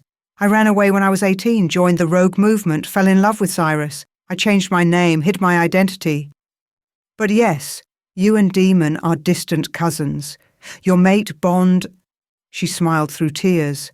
It's not random, Maya. It's destiny trying to heal what our families broke. The world reformed itself around this new truth. I was part Nightshade. My father had loved a Nightshade, created a child with Nightshade blood. And the mate bond between Daemon and me wasn't defying family lines. It was bridging them. Why didn't you tell me, I asked? Because you were safer not knowing? Because if Cyrus had known his mate carried Nightshade blood, he might have... She shook her head. I thought I was protecting you. Everyone thought they were protecting me. I turned toward the stairs. Daemon, father, you, all lying, all manipulating, all sure you knew what was best. I'm done with it, all of it. Where are you going? To end this. I started climbing. Once and for all. She followed, but I barely noticed. The mate bond was pulling me back to the throne room, where I felt Daemon fighting desperately, where I felt my father's rage and Marcus's triumph, where everything was going to end, one way or another. I emerged into chaos. The fighting had intensified, rogues and guards locked in brutal combat. Cassia was down, bleeding badly. The High Priestess fought with magic that made the air shimmer, and in the centre Daemon faced my father, both of them circling like the predators they were. Enough. My voice carried power that froze everyone mid-strike. All of you, stand down, now. They stared at me, at the energy crackling around my hands, silver and gold intertwined. This ends, I said, not with more death, not with more revenge. It ends with truth and consequences. I walked between my father and Daemon, forcing them apart. Father, you started a war because a woman rejected you. You've killed innocents, destroyed families, corrupted your son's memory, all because you couldn't accept that Lyanna didn't owe you her heart. You don't understand. I understand perfectly. I cut him off. I understand that love without respect is possession, that devotion without choice is slavery, that everything you've done has been about your wounded pride, not justice or freedom or any of the noble causes you dressed it in. Maya. And you. I turned to Daemon. You imprisoned my mother, used her as leverage, kept me ignorant of her existence while knowing how much I grieved her loss. You're no better than him. I know. Daemon's voice was hollow. I know, and I'm sorry. I was desperate and I made choices I can't take back. But Maya, his eyes met mine. I love you. That's real. Whatever else is lies, that's true. Love shouldn't require lies. But my hand found his anyway, because the mate bond pulled us together even as my heart wanted to push him away. Love should be a choice. My mother's voice came from behind me. She emerged into the throne room, and my father's face went white. Hello, Cyrus. Lyra, he breathed her name. You're how? Alive, imprisoned, working against you for 15 years. She moved to stand beside me. Because I love you too much to watch you become a monster. You betrayed me. I saved you. She held his gaze. Every attack I stopped, every ambush I warned them about, those were all chances for you to survive, to find another way. To remember the man I fell in love with instead of the creature revenge made you. I did this for you. His voice broke. Everything. The rebellion, the war, the years of planning. I did it all because I loved you. You did it because you loved yourself. My mother's voice was gentle but firm. You loved the idea of me, the future we could have had, but you never loved me enough to let me go, to let Leanna go, to accept that sometimes love isn't enough. My father's sword clattered to the floor.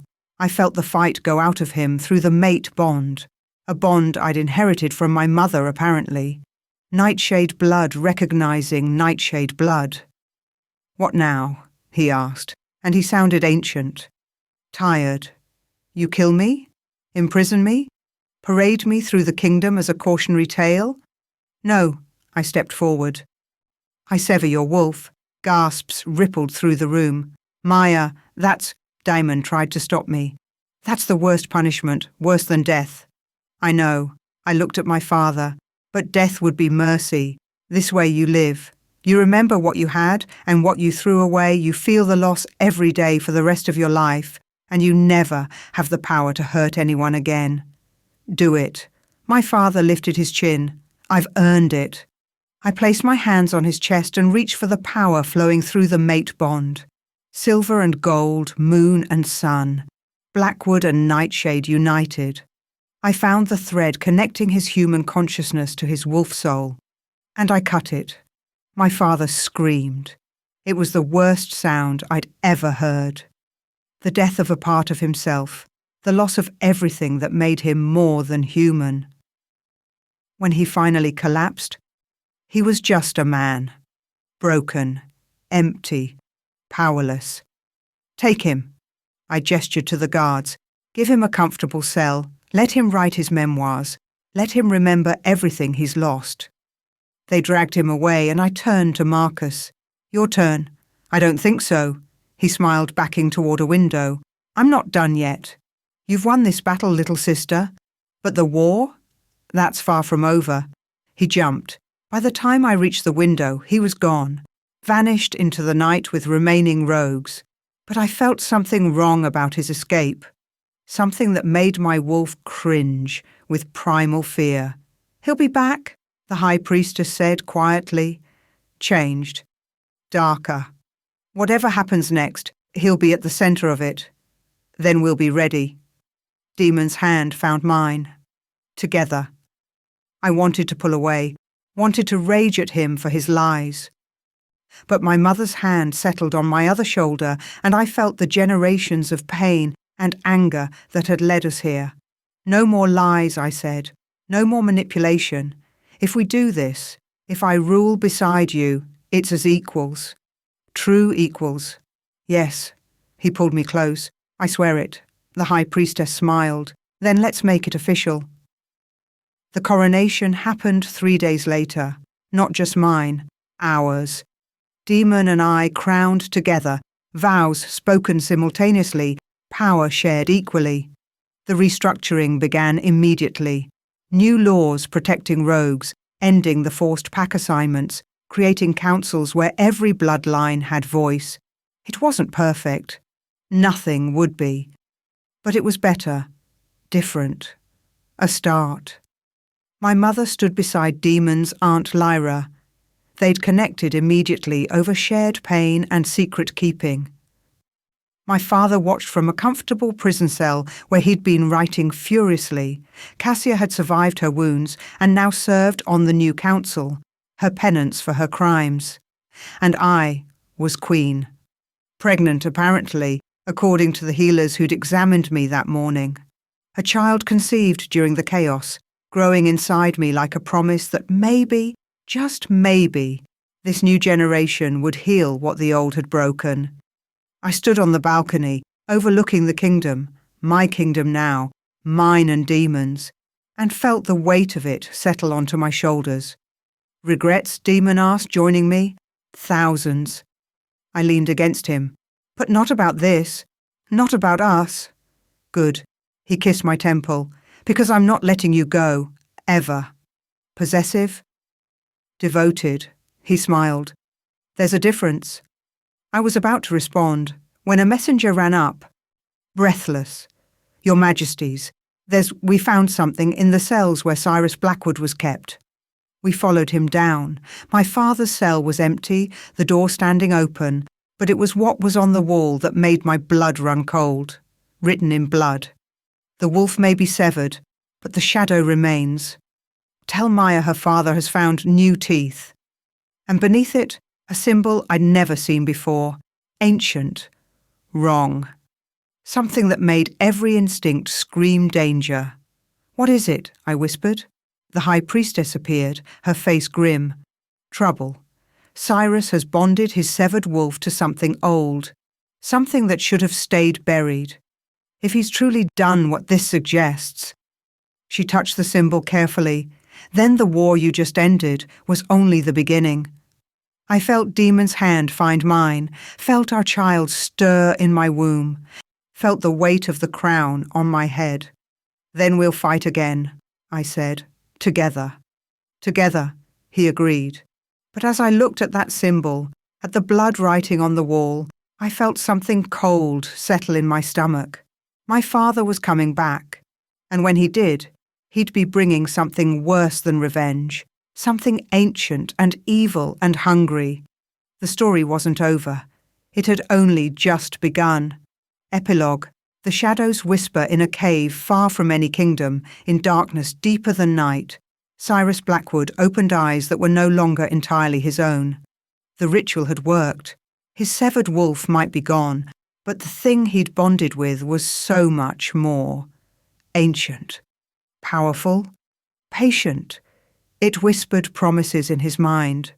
Showed him visions of kingdoms burning, of bloodlines ending, of his daughter's child, that precious heir she carried, screaming as everything she loved turned to ash.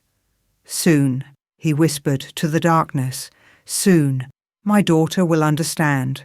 Power doesn't come from love or unity or any of those pretty lies they tell themselves. He stood, and shadows moved with him like living things. Power comes from the dark, and I've made myself its vessel. His laughter echoed through the cave, inhuman and wrong. Above, in the capital, Maya Nightshade Blackwood felt a chill run down her spine and pressed a hand to her belly, protecting the life growing there. The war was coming, and this time, the enemy wouldn't be human at all. End of Book 1. Book 2, Chapter 1. 3 months had passed since my father's escape, and the nightmares were getting worse. I woke gasping. Demon's arms already around me before my eyes fully opened. The bond between us pulsed with concern, his warmth trying to chase away the cold dread that had followed me out of sleep. The same dream? He asked quietly. Worse. I pressed a hand to my swollen belly, where our daughter kicked in response to my distress. He was standing in the throne room, but his shadow, it was a live demon, moving independently, and it was eating people, consuming them whole while he just smiled. It's just a dream. Is it? I pulled away, moving to the window. Dawn was breaking over the capital, painting everything gold and pink. Beautiful, deceptively peaceful. The priestess said he bonded with something ancient. What if I'm seeing through the bond? What if he's actually capable of... Then we'll stop him. Demon joined me, his hand covering mine on the windowsill. Like we stopped Marcus, like we stopped the rebellion. Together. Together. That word had become our anchor over the past months. Together we'd restructured the kingdom's laws. Together we'd built councils that gave voice to every pack. Together we'd started healing wounds that went back generations. But together didn't feel like enough when facing whatever my father had become. A knock interrupted my spiralling thoughts. Marcus, not my traitorous half-brother, but Damon's captain of the guard, who we'd promoted after the battle, entered with a bow. "Your Majesties, there's been another incident." My stomach dropped. "Where?" "Eastern border, an entire village." He swallowed hard. "Gone. No bodies, no blood, just empty houses and this." He held out a cloth, and when he unwrapped it, I saw the same symbol from my father's cell, burned into wood, still smoking faintly. "How many villages is that now?" Demon's voice was controlled, but I felt his rage through the bond. 7 in the past month. Marcus looked grim. Always the same pattern. Everyone vanishes overnight. Only the symbol left behind. The scouts report seeing a man matching Cyrus Blackwood's description in the area, but by the time reinforcements arrive, he's gone. "He's taunting us?" I took the cloth, studying the symbol. It seemed to writhe under my gaze, making my wolf cringe back, showing us he can take our people whenever he wants, and we can't stop him. We will stop him.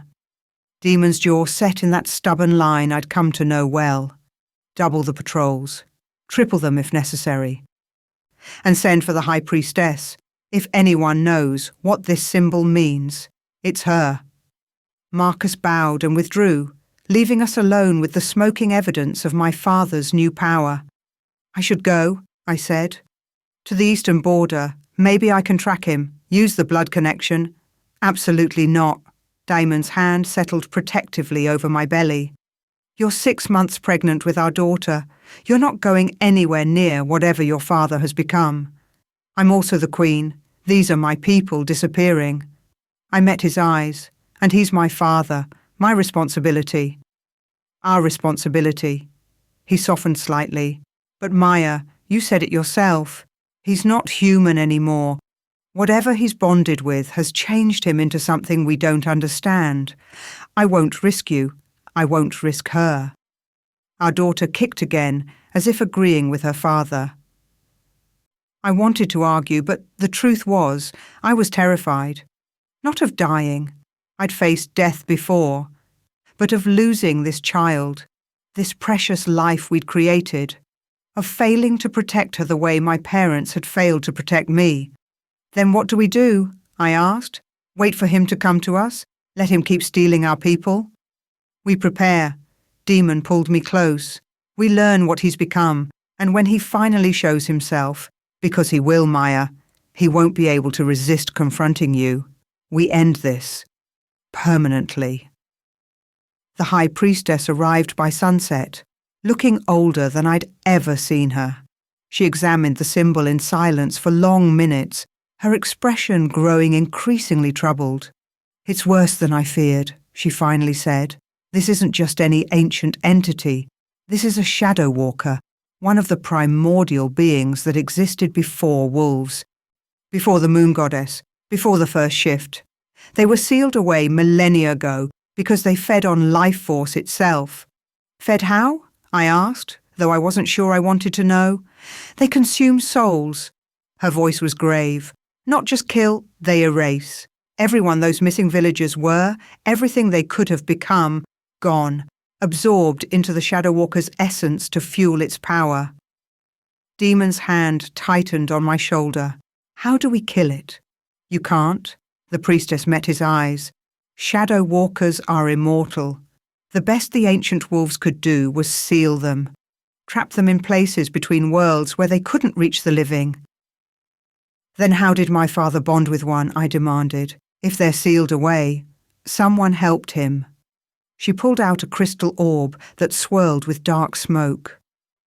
"Someone with knowledge of the old seals and old magic. Someone who wanted to unleash this chaos. Marcus. It had to be Marcus. He'd escaped during the battle, and we'd heard nothing from him since. Of course he'd be behind this. One final revenge against both bloodlines. Can we track Marcus? Demon was already moving toward the door. If he's the one who freed the Shadow Walker, it's not that simple. The priestess waved her hand, and images appeared in the crystal. My father, but wrong. His skin had a greyish tint, and his eyes, gods, his eyes were pure black, no white remaining. Around him, shadows moved like living things, reaching, grasping, hungry. The bond Cyrus formed with the Shadow Walker is complete. They're merged now. Two beings sharing one body. Even if you found Marcus, even if you could reverse the ritual, it wouldn't separate them. The only way to stop Cyrus now is to trap both him and the Shadow Walker in a new seal. How? I asked. She looked at me with something like pity. Blood sacrifice. The bloodline that unleashed it must be the bloodline that seals it. Cyrus is Blackwood. To trap him, you need Blackwood blood. The room spun. You need me. No. Demon's voice was absolute. Find another way. There is no other way. The priestess's tone was gentle but firm. The seal requires willing sacrifice from the bloodline. Maya is the only living Blackwood with the power to... I said no. Demon moved between us. Maya is pregnant. She's not sacrificing anything. Find another way. Demon, I started. No. He rounded on me, and I saw fear in his eyes for the first time since we'd met. I won't lose you, not after everything. There has to be another solution. What if there isn't? I asked quietly. What if it's my life or hundreds, thousands of others? What would you have me choose? I'd have you choose our daughter. His hand covered my belly again. Choose the future we're building. Choose us. I am choosing us. I took his face in my hands. I'm choosing a world where she can grow up safe, where your father's tyranny and my father's revenge don't haunt another generation. If my death can buy that, it won't be your death. My mother's voice came from the doorway. We all turned to see her standing there, determination etched on her face. It will be mine. Mother. I'm Blackwood blood too. She stepped into the room. Through marriage to Cyrus, through bearing you. The seal doesn't specify which Blackwood, does it, priestess? The old woman hesitated.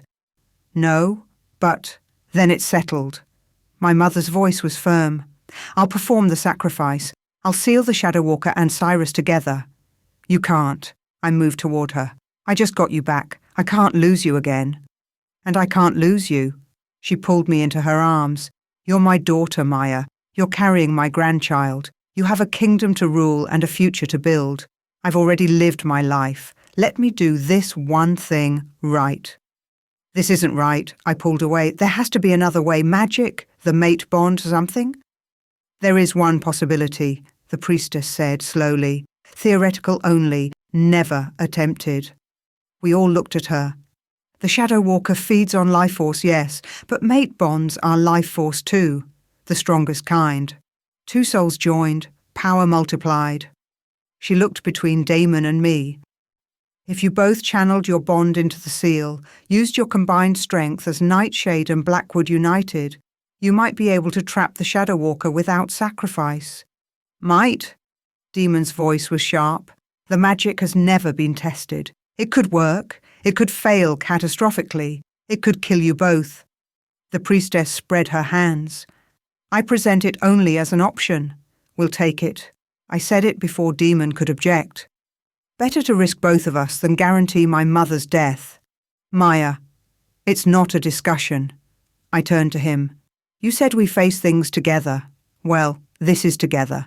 We use the bond, we trap my father, and we both survive or we don't. But at least our daughter will have her grandmother to raise her if we fail. I saw him wanting to argue, but the logic was sound. Finally, he nodded. Then we prepare. He looked at the priestess. What do we need? A trap, bait, and perfect timing. She began pulling scrolls from her robes. The Shadow Walker is strongest at night, weakest at dawn. If we can lure Cyrus to a place of power during the first light, when the veil between worlds is thinnest, we might be able to force the seal." "What place?" I asked. "Where it all began." She met my eyes. "The temple, where you first completed the mate bond. That location is already saturated with your joined power. It's the only site strong enough to hold. And Bait?" Demon's jaw tightened. "He wants Maya. We're not using her as... We won't have to." My mother stepped forward. "He wants his family, his bloodline. I'll be the bait. I'll draw him to the temple. And you two will be waiting to spring the trap." "Mother? I may not be able to seal him alone, but I can certainly make him angry enough to follow me anywhere." She smiled grimly. Cyrus always did have a temper where I was concerned. We spent the rest of the night planning. Every detail had to be perfect. One mistake, and either my father would escape, or we'd all die trying to stop him. The priestess drew diagrams, explained the ritual components, warned us about the risks. The biggest risk was the bond itself. To channel enough power to trap a shadow walker, that Demon and I would have to open our connection completely. No barriers, no shields, no protection against the other's pain or fear or doubt. If either of us faltered, the backlash could destroy us both. "You'll feel everything I feel," Demon explained as we prepared our chambers for what might be our last night together. "Every fear, every memory, every dark thought I've ever had. It's not pleasant, Maya. My mind is." "Is mine too?" I took his hand. "Through the bond, we're already one soul in two bodies. This just makes it more obvious." He pulled me close, careful of my belly. "I love you. Whatever happens tomorrow, I need you to know that. Every choice I've made, every manipulation, every lie, it was all because I loved you too much to lose you. I know." I pressed my forehead to his. "I feel it, through the bond. And I love you too, despite everything, because of everything. We're going to survive this, Demon. We're going to meet our daughter and watch her grow and rule this kingdom together for decades. Promise?" "Promise."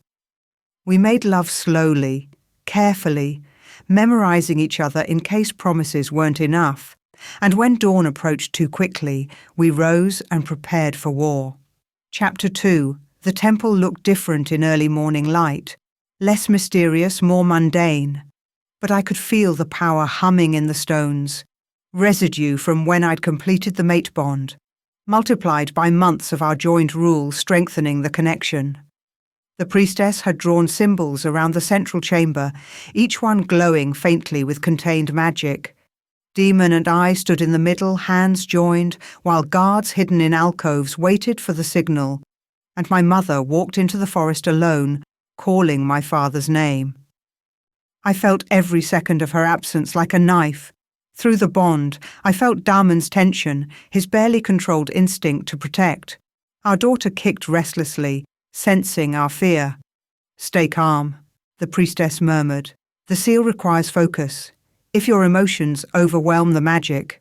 "We know." I squeezed Damon's hand. "We're ready." A scream shattered the morning quiet. My mother's scream. Every instinct said, "Run. Help her. Save her." But that was the plan. Draw my father close. Let him think he was winning. Then spring the trap. Shadows poured through the temple entrance like oil, blocking out the light. And in the center of that darkness, my father emerged. He looked nothing like the man I remembered. His skin was grey and cracked, black veins visible beneath the surface. His eyes were pits of darkness, and when he smiled, I saw too many teeth, sharp and predatory and wrong. My mother stumbled after him, held by shadows that wrapped around her throat like hands. "Daughter." My father's voice echoed strangely, as if multiple beings spoke through one mouth. "How lovely of you to arrange this reunion. And pregnant too. How delicious. 2 Blackwoods for the price of 1. "Let her go," I said, fighting to keep my voice steady. "Your fight is with me, not her. My fight is with everyone." He moved further into the temple, dragging my mother with him. Everyone who chose the nightshade line over their own blood. Everyone who betrayed me, abandoned me, made me into this. The shadows around him writhed. But you most of all, Maya. You could have stood with me, could have taken the throne, used your power to avenge our family. Instead, you spread your legs for our enemy and called it love. It is love. Demon's voice was cold, something you never understood. Love doesn't require possession or revenge or destroying everything that doesn't belong to you. Love. My father laughed, and it was the sound of breaking glass. You lecture me about love? You who kept my mate imprisoned for months? Who manipulated my daughter into bonding with you? Don't pretend you're better than me, boy. We're the same, willing to do anything for what we want. You're wrong. Demon's grip on my hand tightened. I was like you once, willing to manipulate, to use people as pieces in a game. But Maya taught me different. She showed me that real strength comes from partnership, not domination.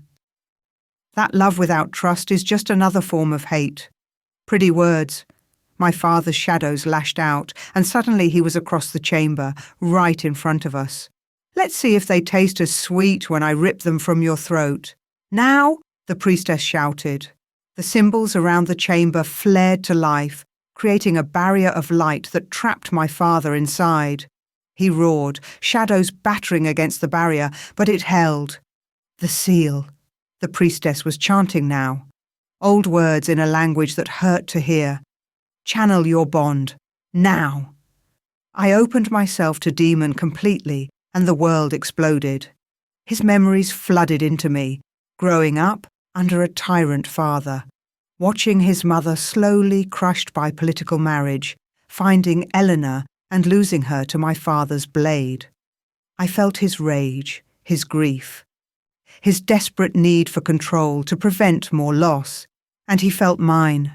The terror of hiding my identity, the ache of believing my mother dead, the betrayal of learning everyone I trusted had lied. My fear of becoming my father, of passing that legacy of pain to my daughter. But beneath all the darkness, we felt each other's light too. The moment he'd first scented me during the hunt and known. The way I'd looked at him during our forced dinner and seen past the Alpha King to the broken man beneath. Every conversation, every argument, every reluctant moment of understanding that had led to love. The bond blazed between us, silver and gold intertwining, and we channeled it into the seal. Power poured from us in waves. I felt it draining my strength, felt Diamond wavering beside me, but we held on. The symbols grew brighter, the barrier stronger, and slowly, so slowly, my father's shadows began to compress. No, he was fighting it, the shadow walker inside him lending inhuman strength. I won't be trapped again, I won't. You don't have a choice. My mother had broken free of the weakening shadows. She stood outside the barrier, her hand pressed against the light. This ends now, Cyrus. I'm sorry I couldn't save you from yourself. But I won't let you destroy our daughter. Lyra, for just a moment, I heard my father's real voice, broken, lost. Please. I just wanted us to be together. I know. Tears streaked her face. I know, my love. But wanting isn't enough when it destroys everything you touch. Let go. Let us seal the darkness. Find peace. There is no peace. The Shadow Walker's voice dominated again. Only hunger. Only consumption. Only. The seal snapped shut. My father, or what had been my father, collapsed into shadow, compressed smaller and smaller until he was nothing but darkness trapped in crystal. The priestess moved quickly, weaving additional bindings, whispering words of power. It's done, she finally said. The Shadow Walker is sealed, and Cyrus with it. I stared at the crystal prison, where sometimes I thought I could see my father's face in the swirling darkness, screaming, reaching, forever trapped with the entity he'd bonded with. Is he... I couldn't finish the question. He's not dead, the priestess said gently. Not exactly. His consciousness exists within the seal, merged with the Shadow Walker. He'll exist like that forever, unless the seal is broken. Then we make sure it's never broken. Demon pulled me close, both of us shaking from exhaustion. We bury it so deep, hide it so well, that no one will ever find it. Agreed. The priestess carefully wrapped the crystal. I'll take it to the void chambers beneath the old temple. A place outside of normal space. Nothing gets in or out without my bloodline's permission. She departed, taking my father's prison with her. The guards emerged from hiding, securing the temple, and my mother collapsed, sobbing, as the reality of what we'd done settled over all of us. I went to her, lowering myself carefully to sit beside her on the temple floor. "He's gone," she whispered, "truly gone this time." "I'm sorry," I said. "I know you loved him." "I did, I do." She wiped her eyes. "Even knowing what he became, part of me will always love the man he was before revenge consumed him. But Maya," she took my hand. "I'm not sorry we stopped him. He would have destroyed everything, everyone, and called it love. Sometimes love means letting go. Sometimes love means letting go." I thought about that as we made our way back to the keep, about how my father had never learned that lesson, how his inability to release his obsession with Queen Liana had poisoned everything he touched. But Demon had learned it. When he'd given me the choice to complete the bond or not, when he'd confessed his manipulations instead of hiding them, when he'd stood beside me as an equal instead of trying to dominate. And I'd learned it too. Letting go of my anger at his lies, releasing my need to save my father, accepting that some people couldn't be redeemed, no matter how much we loved them. "What are you thinking?" Demon asked as we entered our chambers. "That we're going to be better." I sat heavily on the bed, exhausted down to my bones. "For her, for our daughter, we're going to break the cycle. We already have." He knelt beside me, his hand on my belly where our daughter kicked. "She'll grow up with parents who trust each other, who rule together, who choose partnership over power. That's already better than either of us had." "Promise me something," I said. "Anything. Promise me we'll tell her the truth, all of it. The good, the bad, the ugly. No hiding our pasts to protect her. No lies, even gentle ones. She deserves to know what came before so she can choose to be different." "I promise." He kissed me softly. "Though maybe we wait until she's old enough to understand why her grandfather became a shadow monster." I laughed despite everything. Fair point. That night, I slept without nightmares for the first time in months. Chapter 3. 3 months later, I went into labour. It was fast. Too fast, according to the healers who barely had time to prepare. Demon held my hand through every contraction, his face pale but determined. My mother stood on my other side, offering encouragement and cool cloths when the pain became overwhelming. And when our daughter finally emerged, screaming her fury at the world, I understood for the first time why my parents had done everything they'd done. This tiny, perfect creature in my arms was worth any sacrifice, any pain, any cost. "She's beautiful," Demon whispered, tears streaming down his face. "She's perfect. She's ours."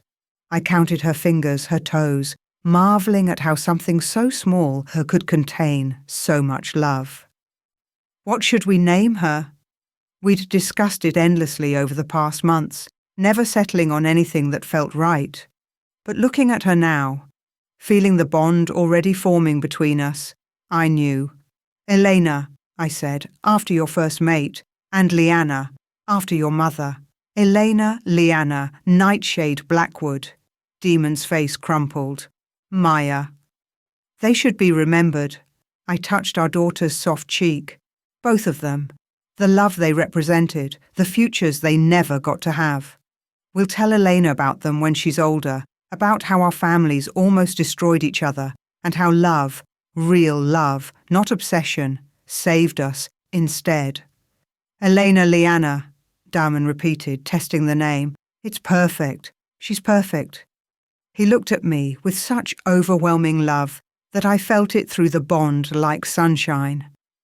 "You're perfect." "I don't know what I did to deserve this." "You chose to be better," I pulled him close with my free arm. Every day you choose partnership over power, trust over control. That's what matters. A knock interrupted the moment. Marcus, the captain, not my traitorous half-brother, entered with a bow. Apologies, Your Majesties, but there's news. The High Priestess has returned from the void chambers. And? Demon's hand went to his sword instinctively. The seal is holding. She's checked all the bindings, reinforced the wards. Cyrus Blackwood and the Shadow Walker are trapped securely. Marcus hesitated. But there's something else. My stomach dropped. What? Marcus, your half-brother Marcus, was seen near the eastern border. He had soldiers with him. Rogues loyal to Cyrus's cause, who don't know their leader is sealed away. How many soldiers? Demon was already moving toward the door.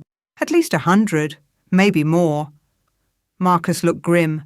They're calling themselves the Shadow Rebellion, claiming they'll finish what Cyrus started, tearing down the Nightshade line and establishing Blackwood rule.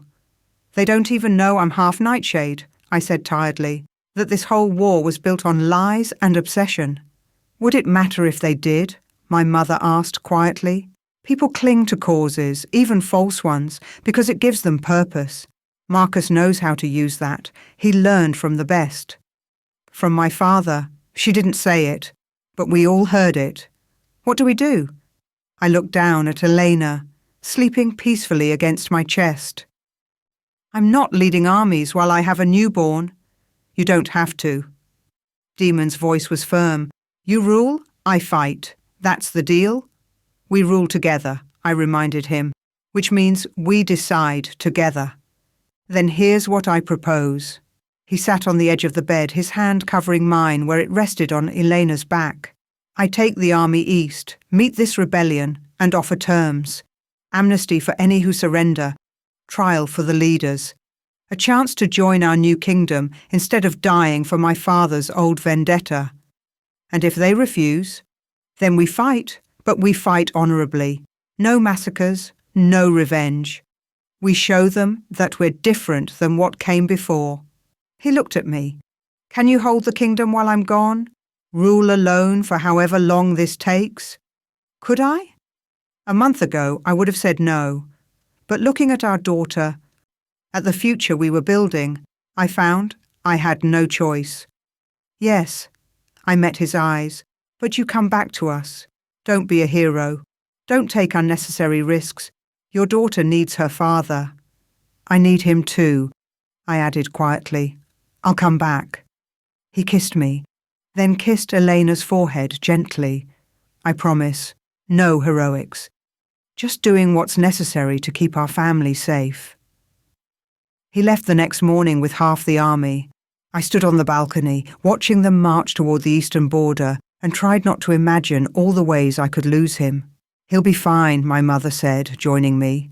Demon is too stubborn to die, and too in love with you to stay away long. I hope you're right. I am, she smiled. Now come. Your daughter needs feeding, and you need rest.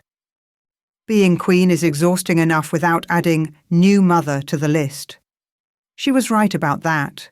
The next weeks were a blur of council meetings and late-night feedings, of learning to rule alone while trying to keep a colicky baby happy. Reports came daily from the eastern border, small skirmishes, negotiations, slow progress toward peace, but no word from Marcus, my half-brother. He seemed to have vanished again, letting his followers fight while he hid in shadows. That bothered me more than the rebellion itself. Marcus was planning something, waiting for something. He'd never shown himself unless he was certain he could win. I was in the throne room, hearing a dispute between two minor packs, when the scream echoed through the keep. The princess! A guard burst through the doors. Someone's taken the princess? The world stopped. I was running before anyone could stop me, racing through corridors toward the nursery. My mother was there, knocked unconscious but breathing. The window stood open, and Eleanor's cradle was empty. No. The word came out broken. No, no, no. A note lay where my daughter had been. I picked it up with shaking hands. Family reunion time, little sister. Bring yourself to the old Blackwood settlement ruins at sunset. Come alone, or I start removing pieces of your precious air. Send word to Demon, I said, my voice surprisingly steady despite the panic clawing at my chest. Tell him to return immediately, and ready my horse. Your Majesty, you can't go alone, the captain protested. It's obviously a trap. I don't care. I met his eyes, and he stepped back from whatever he saw there. That's my daughter. I'll walk through every trap Marcus can devise if it means getting her back. Then you won't walk alone, the High Priestess appeared, staff in hand. I'm coming with you. The note said, The note is from Marcus, who lies as easily as breathing. Besides, she smiled grimly, I have a few tricks that might surprise even him. Let him try to harm the child under my protection. I wanted to argue, wanted to rush off immediately, but logic said I needed allies. So I nodded. We rode for the ruins as the sun began its descent. The old Blackwood settlement had been abandoned for 15 years, ever since my father's failed rebellion. Now it was just crumbling stone and overgrown gardens, a monument to everything that had gone wrong. Marcus waited in what had once been the main hall, holding Eleanor in his arms. Hello, sister, he smiled. I see you brought backup. How disappointing. Give me my daughter. I dismounted slowly, hands visible and empty. Whatever game you're playing, Marcus, she's not part of it. She's innocent. Innocent? He looked down at Elena, who was thankfully sleeping. She's the heir to both bloodlines. Nightshade and Blackwood united in one tiny body, the very symbol of everything I've been trying to destroy. Then destroy me. I moved closer, heart hammering. I'm the one who stopped Father. I'm the one who sealed him away. Your fight is with me. Oh, my fight is with everyone. He shifted Elena in his arms, and I tensed, ready to lunge if he made any wrong move. But you're right, you're the priority, the precious daughter Cyrus loved more than his own son, the one he raised and trained and told stories to while I rotted in poverty. Do you know what that's like? Knowing your father replaced you, that you were so easy to forget? I didn't know you existed, I said quietly, and if I had, I would have found you. You're my brother, Marcus. My family? Family. He laughed bitterly. You sound just like him. Always talking about family while choosing someone else. Cyrus chose Leanna over my mother, chose you over me. And now you've chosen Demon over our bloodline. Why should I believe your pretty words about brotherhood? Because they're true. I took another step. I know what it's like to feel abandoned, to think you're alone in the world. But Marcus, you don't have to be. Join us. Help us build something better than what came before. You could be part of Elena's life, part of this new kingdom. As what? The disgraced half-brother? The reminder of everything shameful? He shook his head. No, I'd rather burn it all down. And I'm starting with this. He pulled out a crystal, smaller than the one holding my father, but glowing with the same dark energy. Recognize it? Marcus smiled. I have a matching piece of the seal. While the priestess buried the main prison, I stole a fragment of shadow, just enough to give me leverage. That's impossible, the priestess breathed. The void chambers are protected. By your bloodline, yes, but I had help. He gestured, and figures emerged from the ruins. Rogues, but not ordinary ones. These moved wrong, shadows clinging to them like second skins. I found others willing to bond with shadow fragments, create new shadow walkers, build an army that feeds on life force itself. Horror washed through me. You've unleashed them on purpose, created more monsters. I've created weapons. He held up the crystal, and with this, I can free Cyrus, shatter the main seal, let loose the original shadow walker to feed and grow and consume this entire kingdom. He looked at me. Unless you give me what I want. Which is? Your power? He set Elena down carefully, thank the goddess, and pulled out a silver blade. Blackwood and Nightshade united in your blood. If I take it, absorb it, I become what you are, strong enough to rule, strong enough to finish what Father started. If you take her blood, you'll kill her, the priestess warned. The ritual you're describing requires her life, yes? Marcus's expression didn't change. I'm aware. But don't worry, sister. I'll raise your daughter. Teach her that family is just another word for weakness. That love is the chain that holds us back from greatness. She'll be the perfect heir to my new kingdom. Over my dead body. That's the idea, yes. I looked at Elena, sleeping peacefully in the ruins, at Marcus, holding the blade and the crystal that could free my father, at the shadow-touched rogues surrounding us, and I made a choice. All right, I started forward. Take my blood, take my power. Just promise me you won't hurt her. Promise me you'll let her live. Maya, no. The priestess started, but I held up a hand. Promise me, Marcus. He studied me for a long moment. You'd really die for her? Give up everything? She's my daughter. I stopped a few feet from him. And you're my brother. I'm hoping that means something to you. I'm hoping there's still enough humanity left in you to see a child and want to protect it instead of use it. Humanity is weakness. No, I met his eyes. Humanity is the only thing that separates us from the monsters, from Father, from the Shadow Walker. Don't become what you're fighting against, Marcus. Don't let revenge consume you the way it consumed him. For just a moment, I saw something flicker in his expression. Doubt. Longing. The little boy who'd been abandoned and just wanted his family back. Then it was gone, replaced by cold determination. Close your eyes, he said. This will be faster if you don't see it coming. I closed my eyes and felt Daimon arrive through the bond a split second before I heard the roar. He exploded through the ruins like a force of nature, moving faster than I'd ever seen him move. The shadow-touched rogues tried to intercept, but he cut through them like they were nothing, eyes blazing gold, more wolf than human. Marcus lunged for Elena, but the priestess was faster.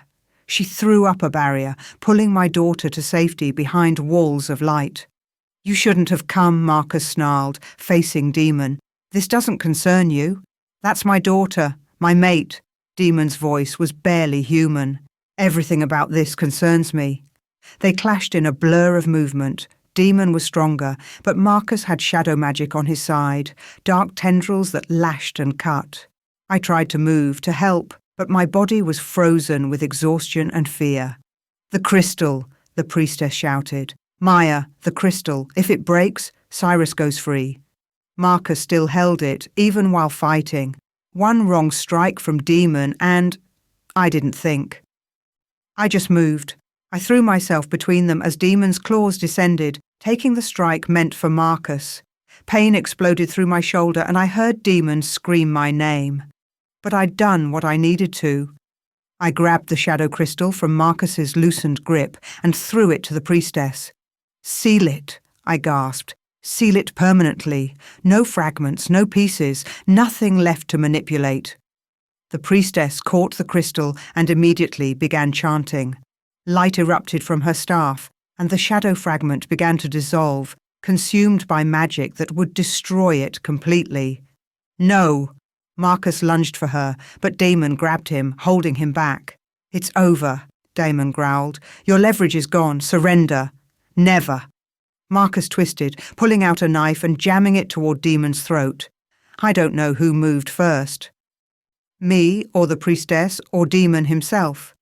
But suddenly Marcus was on the ground, bleeding from a wound in his chest, his own knife lodged there. He stared up at us, confusion replacing rage. I just wanted... I know, I said, kneeling beside him despite my wounded shoulder. You wanted family. You wanted to matter. You wanted someone to choose you first for once. But you didn't. Blood bubbled at his lips. None of you did. Because you wouldn't let us. I took his hand. Every time we tried to reach you, you lashed out. Every offer of peace you saw as weakness. You could have joined us, Marcus. Could have been part of something better. But you chose revenge instead. Like father, like son, he laughed weakly. Guess it runs in the blood. It doesn't have to, I squeezed his hand. You're not dead yet. Let us help you. Let us heal you. Be the brother I never got to know. He looked at me for a long moment, and I saw tears in his eyes. Too late, he whispered. The shadow fragments, already bonded too deep, can't separate without... He convulsed, and darkness poured from his wound. Not blood. Shadow. The fragment he'd bonded with was consuming him from the inside. Fight it, I urged. Marcus, fight. Can't. His grip tightened on mine. Tell father, when you see him, tell him I tried. Tell him I... The shadows swallowed him whole. When they cleared, Marcus was gone. No body, no trace, just empty space where my half-brother had been. The shadow consumed him, the priestess said quietly, pulled him into the void between worlds. I'm sorry, Maya. He's gone. I sat in the ruins, holding empty air where my brother's hand had been, and felt something break inside me. Two brothers I'd never really known. One sealed away forever, one consumed by darkness. Both lost to revenge and obsession and the inability to let go. Demon's arms came around me, careful of my wounded shoulder. I'm sorry. I know he was family. He was. I leaned into him. He was broken and angry and he hurt people, but he was still my brother. And now he's gone. And I never got the chance to... Elena's cry cut through my grief. I looked up to see the priestess holding my daughter, who was wailing her displeasure at all the noise and chaos. Alive, unhurt, safe. She needs you, the priestess said gently. Both of you. Demon helped me up and we went to our daughter. The moment I held her, the world steadied. This was what mattered. Not revenge or bloodlines or ancient grudges, just this tiny life. And the future we could build for her. It's over, Demon said, and I heard the exhaustion in his voice. Truly, over this time. The shadow fragment is destroyed. Marcus is gone. The rebellion is surrendering. We can finally start living, I finished. Finally stop looking backward and focus on moving forward. We rode back to the keep in silence, Elena sleeping peacefully between us. The sun was rising as we entered the capital, painting everything in shades of gold and pink. A new day, a new beginning. It was time. Epilogue. 5 years later. Mama, tell me again about Grandpa Cyrus. I looked at Elena, sitting cross-legged on the throne room floor with a book in her lap. She'd inherited her father's grey eyes and my dark hair, and at 5 years old she was already asking questions that made my heart hurt. What do you want to know, little moon? Uncle Marcus says Grandpa was a hero who fought for freedom. She looked up at me with those two wise eyes. But Papa says he was consumed by revenge, which is true. I glanced at Demon, who was reviewing trade agreements at his desk. We'd installed side-by-side workspaces in the throne room, equal rulers in all ways. He caught my look and smiled slightly. This was the conversation we'd known was coming. Both are true, I said, sitting down beside her. Your grandfather did fight for freedom. There were real injustices he was trying to fix, but he let his anger at being rejected twist those good intentions into something ugly. He hurt innocent people. He started a war that killed thousands. And in the end, he bonded with an evil entity that consumed him. Like Uncle Marcus? Like Uncle Marcus. My voice caught on the title. We'd decided to tell Elena about her uncle, the good and the bad, so she'd understand why revenge was a poison. He was my brother, and he was hurt and angry about being abandoned. But instead of choosing to heal, he chose to hurt others the way he'd been hurt. That's sad. Elena turned pages in her book, a history of the kingdom we'd written together, honest about both the good and the bad. I wish I could have met them. Maybe I could have helped. Maybe. I pulled her close. Or maybe some people can't be saved, no matter how much we love them. But we remember them anyway. We learn from their mistakes and try to be better. Are you better than Grandpa? Demon joined us, settling on Elena's other side. Your mother is the best person I've ever known. She took all the pain from our family's war and chose to build peace instead of seeking revenge. That's true strength. And what about you, Papa? Elena looked at him. Are you better than your Papa? I'm trying to be. He tucked a strand of dark hair behind her ear. Every day, I choose to share power instead of hoarding it, to listen instead of commanding, to love instead of controlling. That's the gift your mother gave me, showing me a different way to be strong. Elena considered this, then nodded sagely. I'm going to be the best queen ever, better than both of you. We laughed, and the sound echoed through the throne room. Through the windows, I could see the capital spreading out below, prosperous, peaceful, growing. The councils we'd established were working. The laws protecting rogues were holding. The next generation was growing up in a world where power didn't require domination. It wasn't perfect. Nothing ever would be. But it was better. And that was enough. Later, after Elena was asleep and Demon and I lay in bed together, I felt a strange pull through the mate bond. Not painful, just odd. Like something was watching from a distance. Do you feel that? I asked. Yes. Demon's hand found mine. Something's changed. The wards are registering a disturbance near the void chambers. The seal? My heart raced. Could it be? The priestess checks it daily. If there was a breach, she'd have alerted us immediately. But he was already getting dressed. Still, we should investigate. We made our way to the temple beneath the keep, where the high priestess maintained her vigil.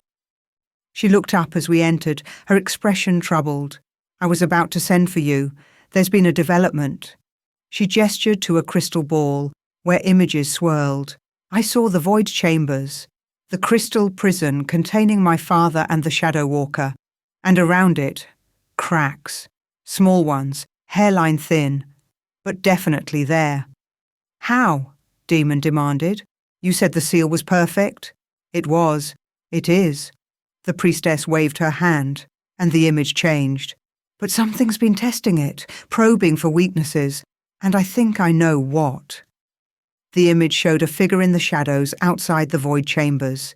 Human-shaped, but wrong. Too many edges, too much darkness. Marcus, I breathed. Not exactly. The priestess zoomed in. When the shadow fragment consumed him, it didn't kill him, it transformed him. He's become something else. A bridge between human and Shadow Walker, and he's trying to free your father. Why? Damon's hand was on his sword. What could he possibly gain? Revenge. The priestess met my eyes. He couldn't destroy you in life, so he's determined to do it in death, or whatever he's become. If he frees Cyrus and the Shadow Walker, they'll come for Elena, for your kingdom, for everything you've built. Then we stop him. I straightened. We've done it before. We'll do it again. It won't be that simple. The priestess's expression was grave. Marcus exists between worlds now. He can't be trapped or sealed or killed by normal means. And if he manages to break Cyrus free, we'll be facing 2 Shadow Walkers. Maybe more if he bonded with other fragments before his transformation. Then what do we do? I asked. We prepare. Demon's voice was steady despite the threat. We strengthen our defenses. We train our people. We make sure that when Marcus comes, and he will come, we're ready. But more than that, I looked at both of them. We make sure Elena knows. We teach her about the shadows, about the dangers, about how to defend herself. Because one day she'll rule this kingdom. And when she does, she needs to be ready for whatever threats remain from our past. The priestess nodded. Then we begin tomorrow. I'll teach her protection magic, the ancient binding spells that... Tomorrow, I agreed. But tonight, I just want to hold my daughter and pretend the shadows aren't gathering. We returned to our chambers, where Elena slept peacefully, unaware of the threat lurking in the void between worlds. I stood at her bedside, watching her breathe, and felt the weight of parenthood settle over me. This was the price of peace, constant vigilance, the knowledge that our enemies weren't truly defeated, just waiting, planning, growing stronger in the darkness. But looking at Diamond beside me, at our daughter sleeping safely, at the kingdom we'd built together, I knew it was worth it. Whatever shadows came for us, we'd face them together, as equals, as partners, as mates, and we'd win, because we had something Marcus and my father and all our enemies never understood. Love wasn't weakness. It was the strongest weapon we had. The end. Thank you for listening to this story. Like, share, and subscribe for more.